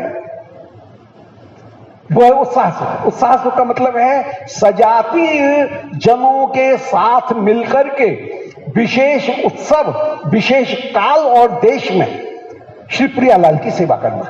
कोई उत्सव आया, उस समय सब मिलकर के सेवा कर रही है। तो पहला हुआ सेवा सुख, दूसरा हुआ उत्साह सुख। परंतु इन सारे सुखों का मूल भाव कहां है? मूल भाव है सुरत सुख। तिने न दूजो भाव एक सेज के सुख बिना। उन प्रियालाल को नव किशोर जोरी नई प्रकट भई सुखसार, जन्म कर्म जाके नहीं सहज बिहार आहार। जैसे मछली जल के बिना नहीं रह सकती है, जल ही उसका आहार है, ऐसे ही हमारे श्री मदन मोहन, उनका आहार ही श्री प्रियालाल दोनों के सुख को प्रदान करना। प्रिया जी लाल जी के, लाल जी प्रिया जी के तत्सुख सुख प्रदान करना, यही जीवन का परम लक्ष्य। तो यौवन फूल बसंत ऋतु, फूल का तात्पर्य है यौवन, बसंत का तात्पर्य है यौवन, बसंत ऋतु का तात्पर्य है यौवन। ऐसे ही होरी डोल हिडोरना एक केल के नाम। अनधिकारियों को पता नहीं लगे, इस अनधिकारियों को बचाने के लिए कह दिया गया प्रियालाल होरी खेल रहे हैं, प्रियालाल हिडोरा झूल रहे हैं, प्रियालाल अन्य लीला ये झूल रहे हैं। तत्वतः रसकों का जो ध्यान है, वो रसकों का ध्यान वही एक जगह ही विराजमान है। तो जितना भी सुख है वह सुख अंत में तीसरा जो लीला स्मरण का भाग है वो है सुरत सुख। परंतु सुरत सुख उनके रहस्य का वो केवल चेष्टा मात्र नहीं है, उसके भीतर जो रहस्य है वो रहस्य प्रकट होगा कैसे? बोले सहज सुख से। सहज सुख ही उस रहस्य का एकमात्र कारण होकर के विराजमान है। अर्थात प्रियालाल जब परस्पर बोलते हैं, उनके बोलने में उनके हृदय का जो भाव है वह सामने प्रकट होता है। सखियां जब परस्पर चर्चा करती हैं तब प्रेम तत्व क्या है ये प्रकट होता है। प्रिया जी जब श्याम सुंदर से कुछ कहती हैं तो डायरेक्ट नरेशन में जो वस्तु प्राप्त होती है वो इनडायरेक्ट नरेशन में प्राप्त नहीं होती है, डायरेक्ट नरेशन में। तो प्रियालाल जब परस्पर संवाद करते हैं, उस संवाद में जैसा उनका अपना भाव सामने प्रकट होता है वैसा कोई दूसरा वर्णन करे तो प्रकट नहीं हो सकता है। तो सहज जो सुख है वो सहज सुख ये बताता है कि प्रियालाल का आपस में बोलना वह अद्भुत है और उसमें जितना रहस्य प्रकट होता है वैसा रहस्य कहीं दूसरी जगह प्रकट नहीं होता है। और अंत में ये जो लीला है, ये लीला सिद्धांत सुख के ऊपर ही एकमात्र आधारित है, क्योंकि ये लीला कभी भी कोई स्त्री पुरुष का विलास नहीं है, इसमें प्राकृतता का कहीं स्पर्श नहीं है। जहां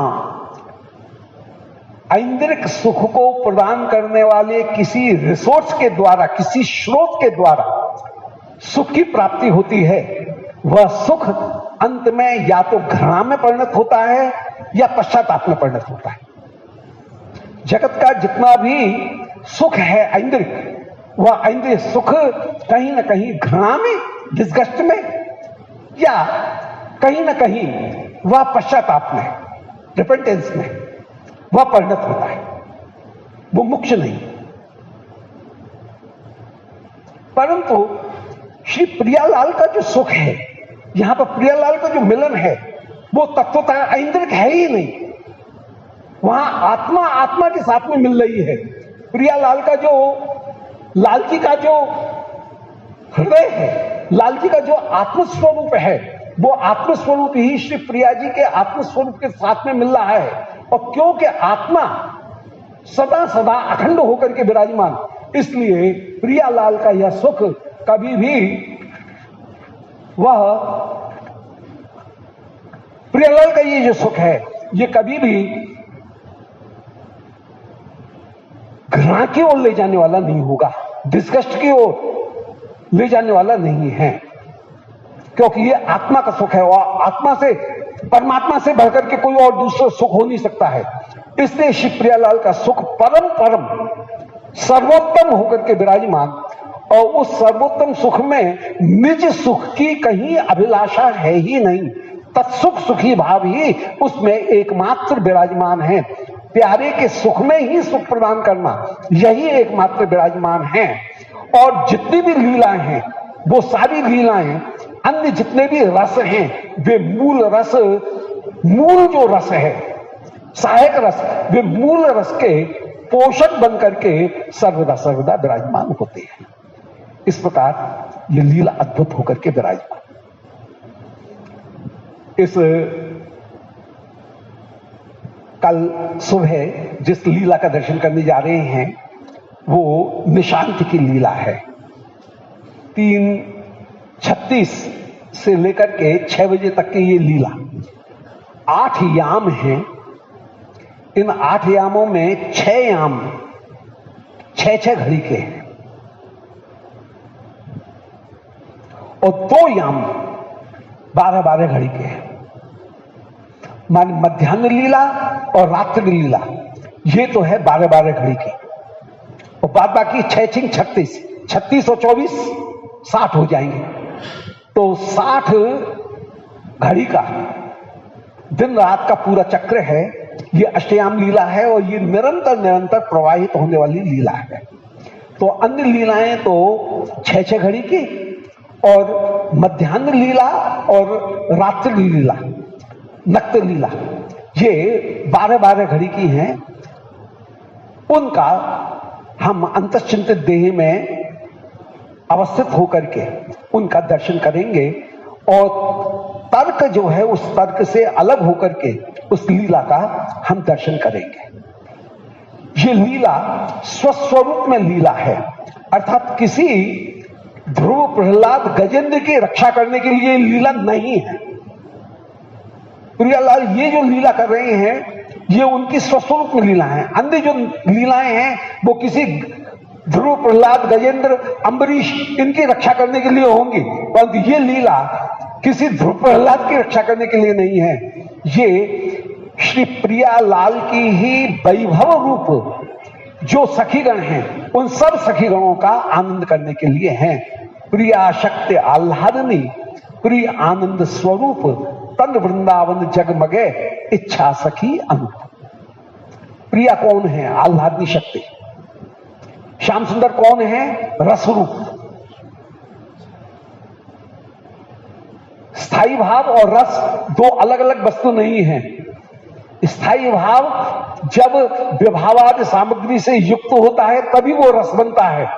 ऐसी स्थिति में श्री रसमयी श्री किशोरी जी जो स्थाई भाव रूप प्रेममयी किशोरी जो है वही विभाव सामग्री से युक्त होकर के वे परम परम आस्वादिनी रस बनती हैं। इसलिए श्याम सुंदर को कह दिया गया रस और शिवप्रिया जी को कह दिया गया स्थाई भाव।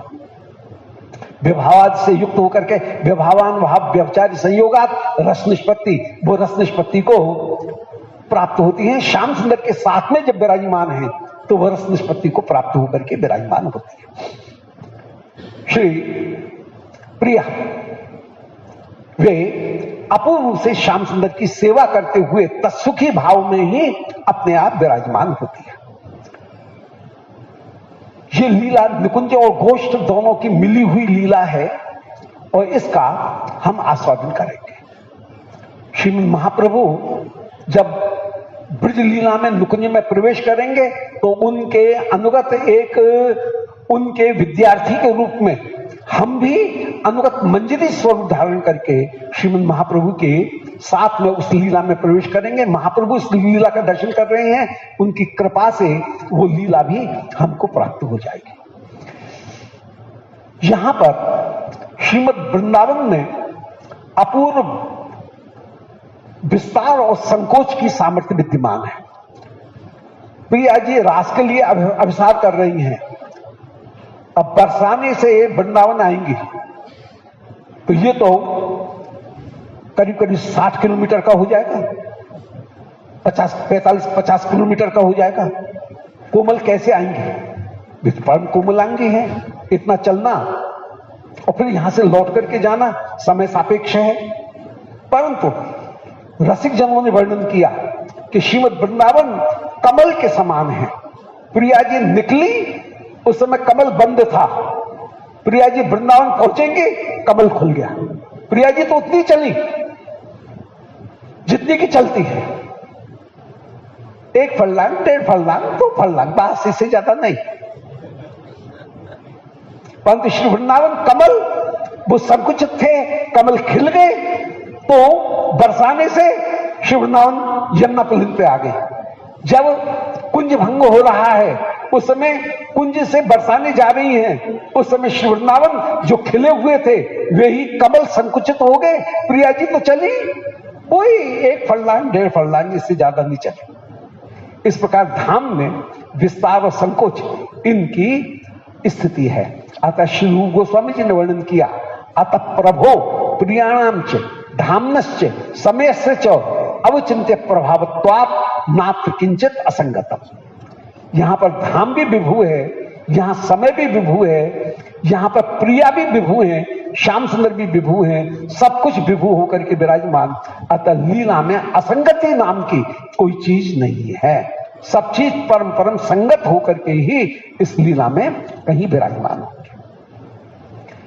श्री वृंदावन धाम उनकी भी एक विशेषता है कि धाम यहां पर सेविका रूप में विराजमान है, केवल उद्दीपन रूप में विराजमान नहीं है।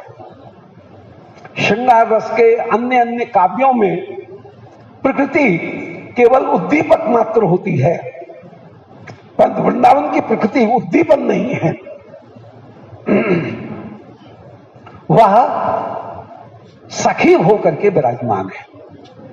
श्री वृंदा सखी है, श्री वृंदावन सखी होकर के विराजमान है और वे उसी प्रकार श्री प्रियालाल की सेवा करती हैं जैसे कि सेवा सखीगण करती हैं और अनेक अनेक रूप धारण करके श्री वृंदावन सखी, ये वृंदा सखी श्री प्रियालाल की सेवा करते हुए विराजमान होती हैं।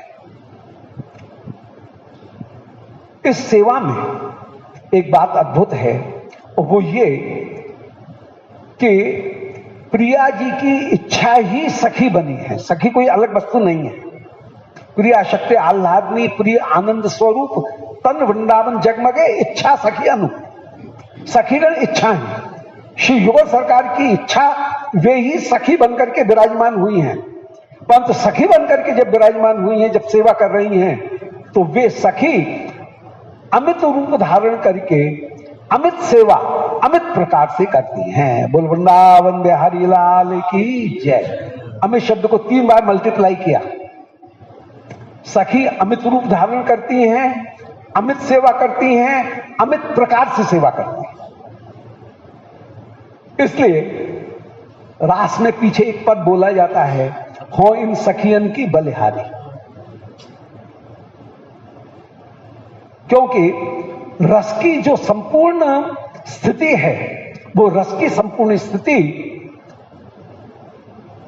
मुख्य भोक्ता इनकी सखीगण है।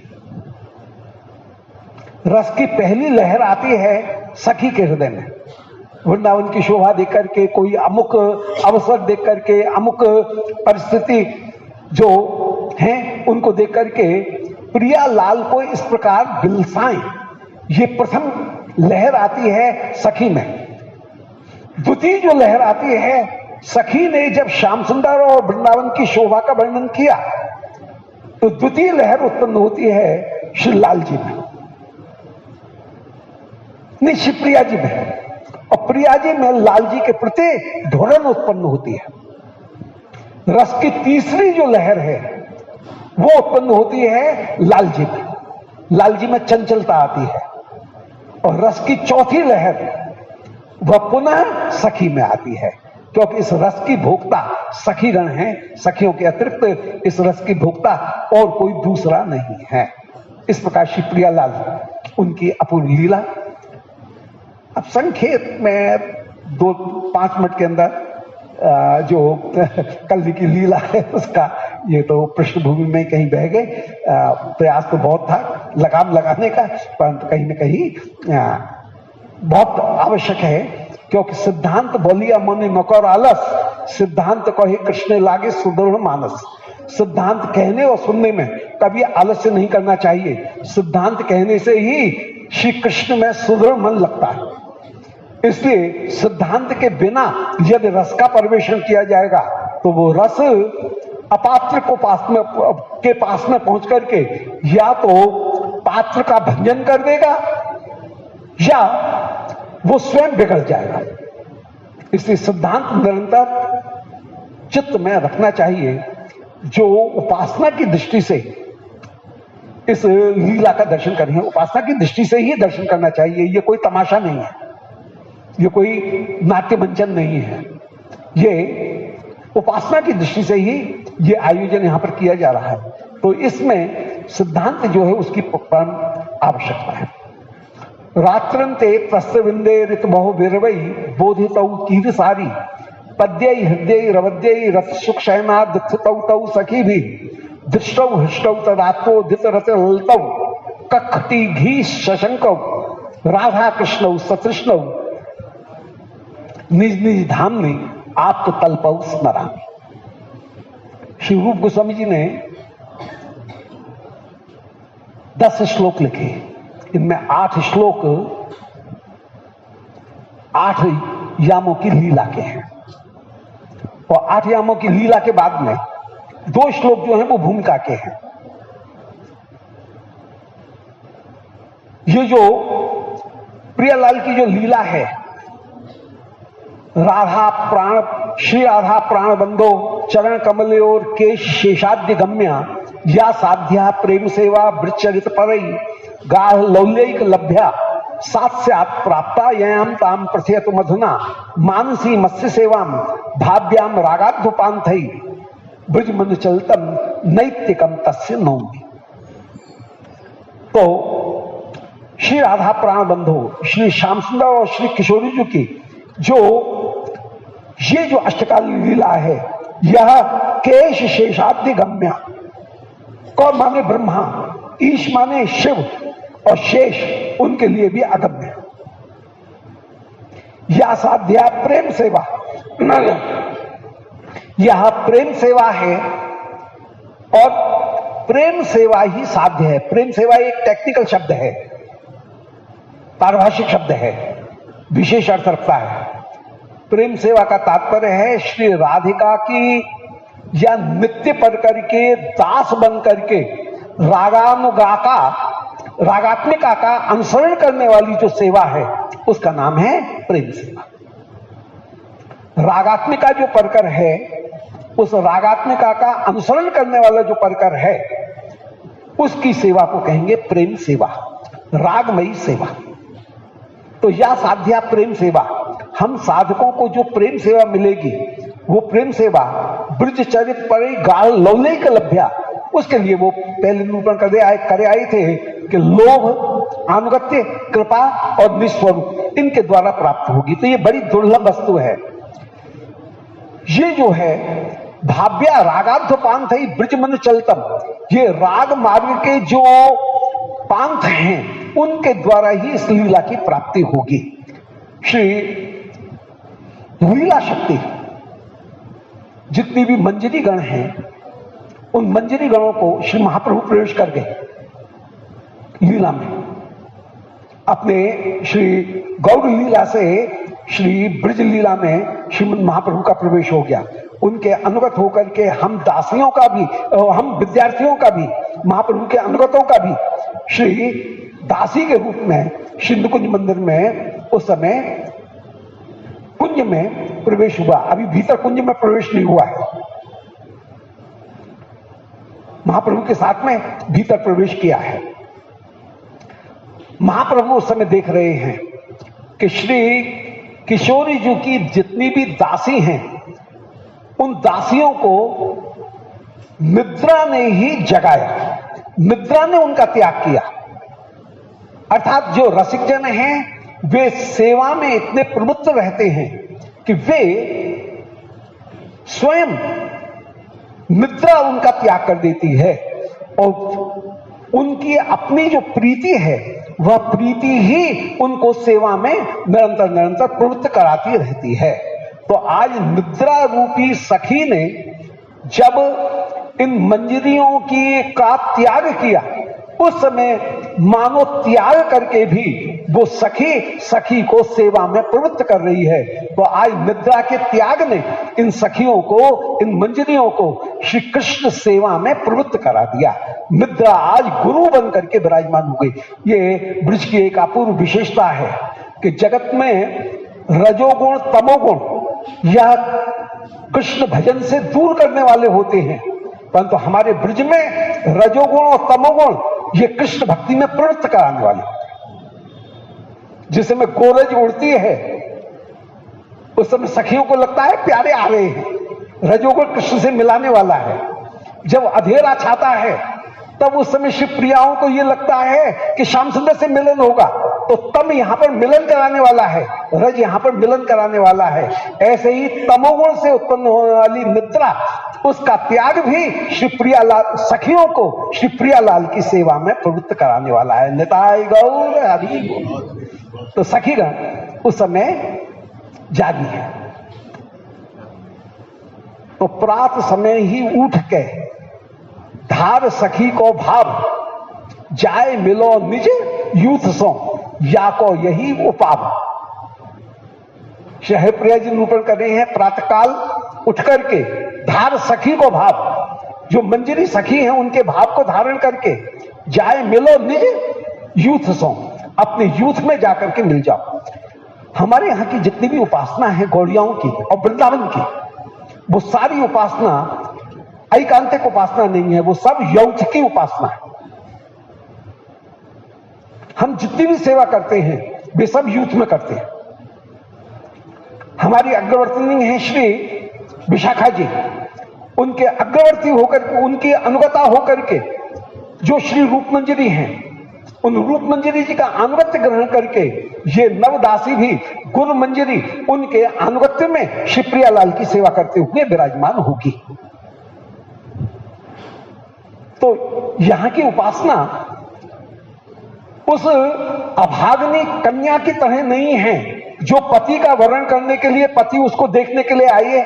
24 गुरु की कथा में एकादश स्कंद में अपने हाथ से जो धान कूट रही है और लजा रही है कि हाय ये देखने वाले, मुझे जो वर्ण करने वाले आए हैं ये क्या कहेंगे कि ऐसी फुहर है कि एक समय के लिए धान भी पहले से कूट करके नहीं रखा, जब चूल्हे के ऊपर अधहन चढ़ा दिया है, अब धान कूटने के लिए बैठी है, बड़ी फुहारी है। तो कहीं मेरी फुहरता नहीं दिखे, इसलिए वो अपने हाथ की सारी चूड़ियों को हटा देती है, केवल एक एक चूड़ी रखती है।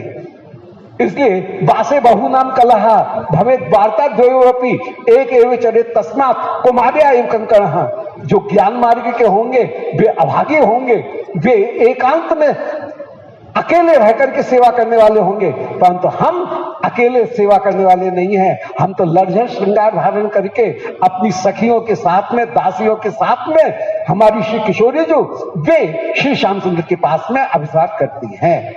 तो ये सुहागनियों का मार्ग है, ये कुंवारी कन्याओं का मार्ग नहीं है। ये जो मार्ग है ये सर्वदा दासियों से युक्त होकर के जो हैं वे अवसार कर रही हैं। तो ये यौथ की उपासना है। तो जाए मिलो निज यूथ सो, या तो यही उपाय, इसका उपाय यही है कि अपने यूथ के साथ में मिल जाओ। तो ये दासी उठी, दासी उठ करके जल्दी से श्री गुरुमंजरी उनकी सेवा कर रही है, और गुरुमंजरी की सेवा करते हुए श्री गुरुमंजरी के अनुगत्य में उनका श्रृंगार करके ये चली। हम लोगों के साधन पद्धति में यही कि जैसे स्नान किया, अपना तिलक धारण किया, श्री मंदिर में गए, मंदिर में जहां श्री गुरुदेव विराजमान हैं, पहले गुरुदेव को एक पुष्प चंदन बस यूं ही चढ़ा दिया। या तो अलग थाली रखो, और अलग थाली नहीं रख रहे हो तो वही थाली है तो कहीं उसमें से लेकर के एक पुष्प चंदन चढ़ा दिया, हाथ धो लिए, तो हाथ प्रसादी हो गए, उनको धो लिया, और धो करके श्री गुरुदेव का बस इतना ही पूजन हो गया। षोडशोपचार से पूजा करने की जरूरत नहीं है प्रातः काल। फिर उनके अनुगत्य को ग्रहण करके श्री कृष्ण सेवा कर रहे हैं, ठाकुर जी की मंगला करा रहे हैं, आरती कर रहे हैं, सब कुछ होगा। पहले गुरुदेव का कृष्ण नाम स्मरण करते हुए कहीं गुरुदेव को आगे करके जितनी भी सेवा की जाएगी वो गुरुदेव की आड़ी से सेवा की जाएगी। पुष्ट मार्ग में ये बात कहीं विशेष रूप से कही गई कि जितनी भी सेवा की जाएगी वो सेवा श्री बल्लभ के अनुगत्य में, श्री गोसाई जी के अनुगत्य में वो सेवा की जाएगी। हम अपने आप से सेवा नहीं कर रहे, हम जो कुछ भी सेवा करेंगे वो श्री गुरुदेव गुरु मंजरी उनके अनुगत्य में हम सेवा करते हुए विराजमान होंगे। मैं तो पागल हो रहा हूं, मैंने ये घड़ी अब विश्राम करना चाहिए, तो मैंने वो एक अलग बात है, तो मैंने इसको जल्दी से समेकित कर रहे हैं। तो वो मंजरी वहां पर पहुंच गई निद्रा ने, और मंजरी ने वहां पर पहुंच करके सबसे पहले बिना हल्ला किए हुए, प्रियालाल जाग नहीं जाएं, उनको कहीं अभी अभी नींद आई है जैसे तैसे, वे जल्दी जाग नहीं जाएं, इसके बिना स्वर किए हुए वह मंदिर की जितनी भी शैया मंदिर, उस शैया मंदिर की सारी सेवाओं को करते हुए विराजमान होगी। अब श्री वृंदावन योगपीठ में कैसे मोहन महल जो निज महल हैं वे विराजमान हैं, वहां पर प्रवेश करेंगे। वो वृंदावन योगपीठ का पूरा स्मरण है, समय नहीं है उसका यहाँ पर विस्तार पूर्वक गायन करने का, उसका वर्णन करने का। तो जो मंजरी हैं उनको तो निकुंज मंदिर में प्रवेश करने का अधिकार मिल गया, उनको अधिकार है, और उनके आगे प्रियालाल को भी कहीं किसी प्रकार का संकोच नहीं है, सखियों के आगे संकोच है। इसलिए मंजरी भाव ज्यादा बड़ा है, सखी भाव ज्यादा बड़ा नहीं है। सखियों के साथ में प्रियालाल दोनों को लज्जा है, संकोच है, परंतु मंजरियों के आगे कोई संकोच नहीं है, लज्जा नहीं है दासियों के आगे। इसलिए प्रियालाल कहीं जाग नहीं जाए, इसलिए धीरे से मंदिर में प्रवेश करके वे मंदिर का मंदिर वस्त्र करेंगी, सोहनी मंदिर वस्त्र, जल की झाड़ी बल के सब रख देंगी। मंगला भोग की यदि तैयारी है तो वो भी तैयारी करके रख देंगे। तो वहां पर मंजरी अभी प्रियालाल शयन कर रहे हैं, उनको भी संकोच नहीं है, मंजरियों को भी संकोच नहीं है, तो सेवा करने के लिए प्रवृत्त होंगे। और वहां पर सेवा करते हुए जब वे पूरी तैयारी कर लेंगी, उसकी पूरी तैयारी कैसे चंदन घिसना है, कैसे अमुक करना है, तमुक करना है, ये सारी चंदन इत्यादि घिस करके वे तैयार करके रख लेंगे। ये तैयार करने के बाद में फिर जितनी भी सखीगण हैं उनको भी निद्रा त्याग कर देगी, सखीगण भी आएंगी। और सखीगण उस समय जो कुंज महल है, श्री मोहन महल, श्री प्रिया जी का जो अनंग रंग कुंज है, उस अनंग रंग कुंज के चारों ओर जो खिड़की हैं, उन खिड़कियों में पर्दा जो है वो पर्दा भी लताओं के हैं। उन लताओं के पर्दाओं को थोड़ा सा कहीं उनमें अवकाश करके नेत्र लगा करके श्री प्रियालाल की उस माधुरी का वे दर्शन करती है प्रातः काल के समय, कि प्रियालाल कैसे कुसमुसा रहे हैं। सखी गणों ने अपनी पूरी तैयारी, दासी गणों ने पूरी तैयारी कर ली है। पूरी तैयारी करने के बाद में श्री प्रिया जी उस समय कुक्कुट जो है उसकी बोली को सुन करके उठती हैं। श्री वृंदा जी वृंदावन के जितने भी पशु पक्षी उन सबों को चेत प्रदान करती है और उनको उनकी सेवा बताई हुई है। यहां पर निकुंज में जितने भी लोग हैं वे परम परम साधे हुए हैं, सब सीखे हुए लोग हैं, अनाड़ी लोग नहीं हैं, सब सीखे हो परम सीखे हुए विराजमान है। श्री वृंदा जी ने उस समय वृंदावन के जितने भी सुख पिक इन सबों को उचित रूप से जगाया, इनको शिक्षा प्रदान की है और शिक्षा प्रदान करने के बाद में ये जिस समय विराजमान हुए हैं उस समय कोई कुक्कुट उस समय बोलता है और श्री प्रिया कुक्कुट की आवाज सुन करके, मुर्गे की आवाज को सुन करके उस समय थोड़ी सी जागती हैं और कुसमुसाती हुई कह रही हैं कि अरे दई मारे, हमारे ब्रज की बोली है अभी तो बोल उठो, जा तू यम के मुख में पढ़। ये वृंदाओं की बोली है, तत्व से शाप नहीं है, ये उनकी परम प्रिय बोली है कि जा तू मृत्यु के मुख में पढ़, तू यम के मुख में पढ़, अभी से बोल पढ़ो। और ऐसा कहते हुए श्री प्रिया जी लाल जी के कंठ को ग्रहण करके पुनः विराजमान होती हैं और श्री युगल सरकार उस समय कहीं शयन करते हैं। उस शोभा का दर्शन कर रही हैं कि कैसे श्री प्रिया श्री लाल जी के वक्षस्थल के ऊपर आप उत्तान शयन करती हुई विराजमान है। प्यारे का सहारा लेकर के जहां विराजमान है, जहां कमल कमल से मिल रहे हैं, कमलन कमल मिलावे, कमल से कमल मिलाते हुए माने श्रीहस्त कमल से श्रीहस्त कमल, अधर कमल से अधर कमल, नयन कमल से नयन कमल, वक्ष कमल से वक्ष कमल, चरण कमल से चरण कमल मिलाती हुई श्री प्रियालाल दोनों आनंद पूर्वक शयन कर रहे हैं, उस शोभा का दर्शन कर रहे हैं। कुछ देर प्रियालाल ने शयन किया और शयन करने के बाद में फिर दोबारा जब ऊ करके ह्रस्व दीर्घ और प्लुत स्वर में उस मुर्गे ने बोला, उस मुर्गे की बोली को सुनकर के श्री प्रिया फिर दोबारा जागी, प्यारे के कंठ को ग्रहण करते हुए जब विराजमान है उस समय श्री वृंदा जी ने शुक और सारिका इन दोनों को शिक्षा प्रदान की है और दोनों प्रातः काल उठ करके वंदना कर रहे हैं। जय सुख सिंधो गोकुल बंधो जागृहि तल्पम त्यज शशिकल्पम। जैसे बंदी जन राजा की स्तुति करते हैं इसी प्रकार श्री शुक सारिका विचक्षण शुक सुधी जो सारिका है वह श्री प्रियालाल इनकी स्तुति करते हुए विराजमान होते हैं। उस समय मंज भाषी नाम करके जो सारी है वो निकुंज की शोभा का वर्णन करती है। सूक्ष्मधी नाम करके जो सारिका है वो कहीं ब्रिज में क्या हो रहा है, ब्रिज में कैसे हलचल शुरू हो गई, ब्रिजवासी जागने लगे, उस ब्रिज की शोभा का वर्णन करते हैं। फिर दक्ष नामक जो शुक है वह गोष्ठी की शोभा का वर्णन करता है। फिर विचक्षण नामक जो शुक है वह श्री युगल के गुणों का गायन करता है। फिर सुंदरी नाम करके जो मयूरी है वह श्री निकुंज भवन उनकी शोभा का गायन करती है। तांडविक नामक जो मयूर वह श्री वृंदा जी के द्वारा सिखाया हुआ नृत्य करने लगता है। रंगणी नाम करके जो हरिणी वह अपूर्ण रूप से टकटकी लगा करके श्री निकुंज मंदिर के द्वार की ओर देख रही है, क्योंकि साजात्य में परम परम प्रीति होती है। ये भी हरिण सरी के नेत्र वाली और श्री किशोरी जो भी मृग नहीं है, तो सखियों की जो शोभा है उसका भी दर्शन कर रही हैं।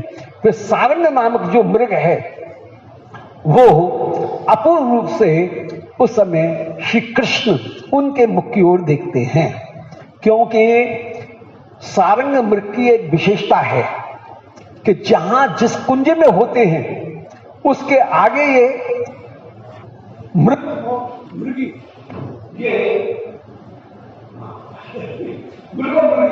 दोनों के दोनों वहां विशेष रूप से खड़े हो जाते हैं और श्री प्रिया जी को ढूंढने में, सखियों को ढूंढने में देर नहीं करती है। श्याम सुंदर किस कुंज में है ये एक इंडिकेशन है कि प्यारे इस कुंज में होंगे, ये एक संकेत है। उन रंगणी और स्वर्ण मृग इनका दर्शन करके उस समय श्री कृष्ण में चंचलता उत्पन्न होती है। बहुत संक्षेप में बस समाप्त कर रहे हैं। कृष्ण में चंचलता उत्पन्न होती है और कृष्ण की चंचलता देख करके श्री प्रिया उनमें अपूर्व रूप से ढोलन और इस सुख का दर्शन करने के लिए श्री सखीगण विराजमान है। सो ही सखीगण जब प्रियालाल को जागा हुआ देखती हैं, उस समय सखीगण श्री निकुंज मंदिर में प्रवेश करती हैं। पहले मंजरियों ने प्रवेश किया, उनमें संकोच नहीं है। जब सखियों ने प्रवेश किया तब तक श्री प्रियालाल जाग गए और सखियों ने प्रवेश करके श्री प्रियालाल उन दोनों की अपूर्व शोभा उसका वर्णन कर रही हैं। उस समय श्री रत्न मंजरी जी श्री स्वामी जी को सुंदर अंगिया जो है उनको धारण करा रही हैं। गुण मंजरी जी पीकदान, रूप मंजरी जी श्री प्रियालाल प्रिया जी उनको संभाल रही हैं। श्री ललिता इत्यादि जितनी भी सखीगण हैं वे सब सूर्य की निंदा करती हैं और सूर्य के सारथी अरुण उनसे कहती हैं कि अरे अरुण, धिक्कार है तुझे, तू लंगड़ा है। अरुण का भी वर्णन किया गया कि अरुण के पैर नहीं है, तू लंगड़ा है। जब लंगड़ा होते हुए भी तू सूर्य को इतनी जल्दी हाथ करके ले आया, इतनी जल्दी रात्रि अभी तो हुई थी और अभी रात्रि पूरी हो गई, इतनी जल्दी हाथ करके ले आया। यदि तेरे पैर होते तो मालूम होता है तू तो रात ही नहीं होने देता। ऐसे सूर्य को, अरुण को उस समय गाली देती हैं श्री ललिता जी। अपूर्व शोभा। और उस समय श्री प्रियालाल ये दोनों विराजमान हैं। श्री चित्रा जी प्रिया जी की टूटी हुई जो मोती की माला, उनके मोतियों को बीन करके उस समय प्रसाद में जितनी भी मंजरीगण हैं वो उनको देती है अपूर्व से। इस कृपा को प्राप्त करके श्री मंजूलाल जी जो चंदन है उस चंदन के पात्र से सुंदर चंदन जितनी भी दासी हैं उन दासियों को, सखियों को चंदन प्रदान करती हैं। श्री गुण मंजरी जी जो उगाल दान है उसमें जो अर्धचर्वित तांबुल, उस अर्धचर्वित तांबुल को श्री प्रियालाल जिनके अधरामृत से फेलालव से संपृक्त होकर के वो विराजमान हैं, उस तांबुल का छोटा थोड़ा सा भाग सबको बांटती हैं। श्री रूप मंजरी जी पुष्पमाला जो श्री प्रिया जी के बैनी से फूल खिले थे, गिरे थे, उन पुष्पों को सबको प्रदान करती हुई विराजमान होती हैं। इस समय श्री नंद भवन में भी, ब्रज में भी, गोष्ठ में भी सब लोग जागने वाले हैं, इसलिए उनको भी सुख प्रदान करना है। इसलिए श्री लीला शक्ति वे ही कखटी नाम करके एक कठकनी बदरिया है, उस कठकनी बदरिया उसको चेत प्रदान करती हैं और वो कखटी बदरिया वृंदावन की शोभा का वर्णन करते हुए कहने लगती है कि आहा देखो तो सही, यह प्रातःकालीन संध्या जटला जो किरणें हैं उन किरणों की जटाओं को धारण करके जटला होकर के उदित हो रही है। जो जटला का नाम लिया सो श्री प्रिया जी डर जाती है और डर करके उस समय श्री श्याम सुंदर से किंचित अलग होकर के आप उस समय जल्दी से अलग होकर के विराजमान हैं। जितनी भी सखीगण वे श्री प्रियालाल जाग करके जो मोहन महल उसके सिंहासन के ऊपर विराजमान हुए, गर्मी की ऋतु है तो बाहर जो बरामदा है उसके सिंहासन पर विराजमान हुए।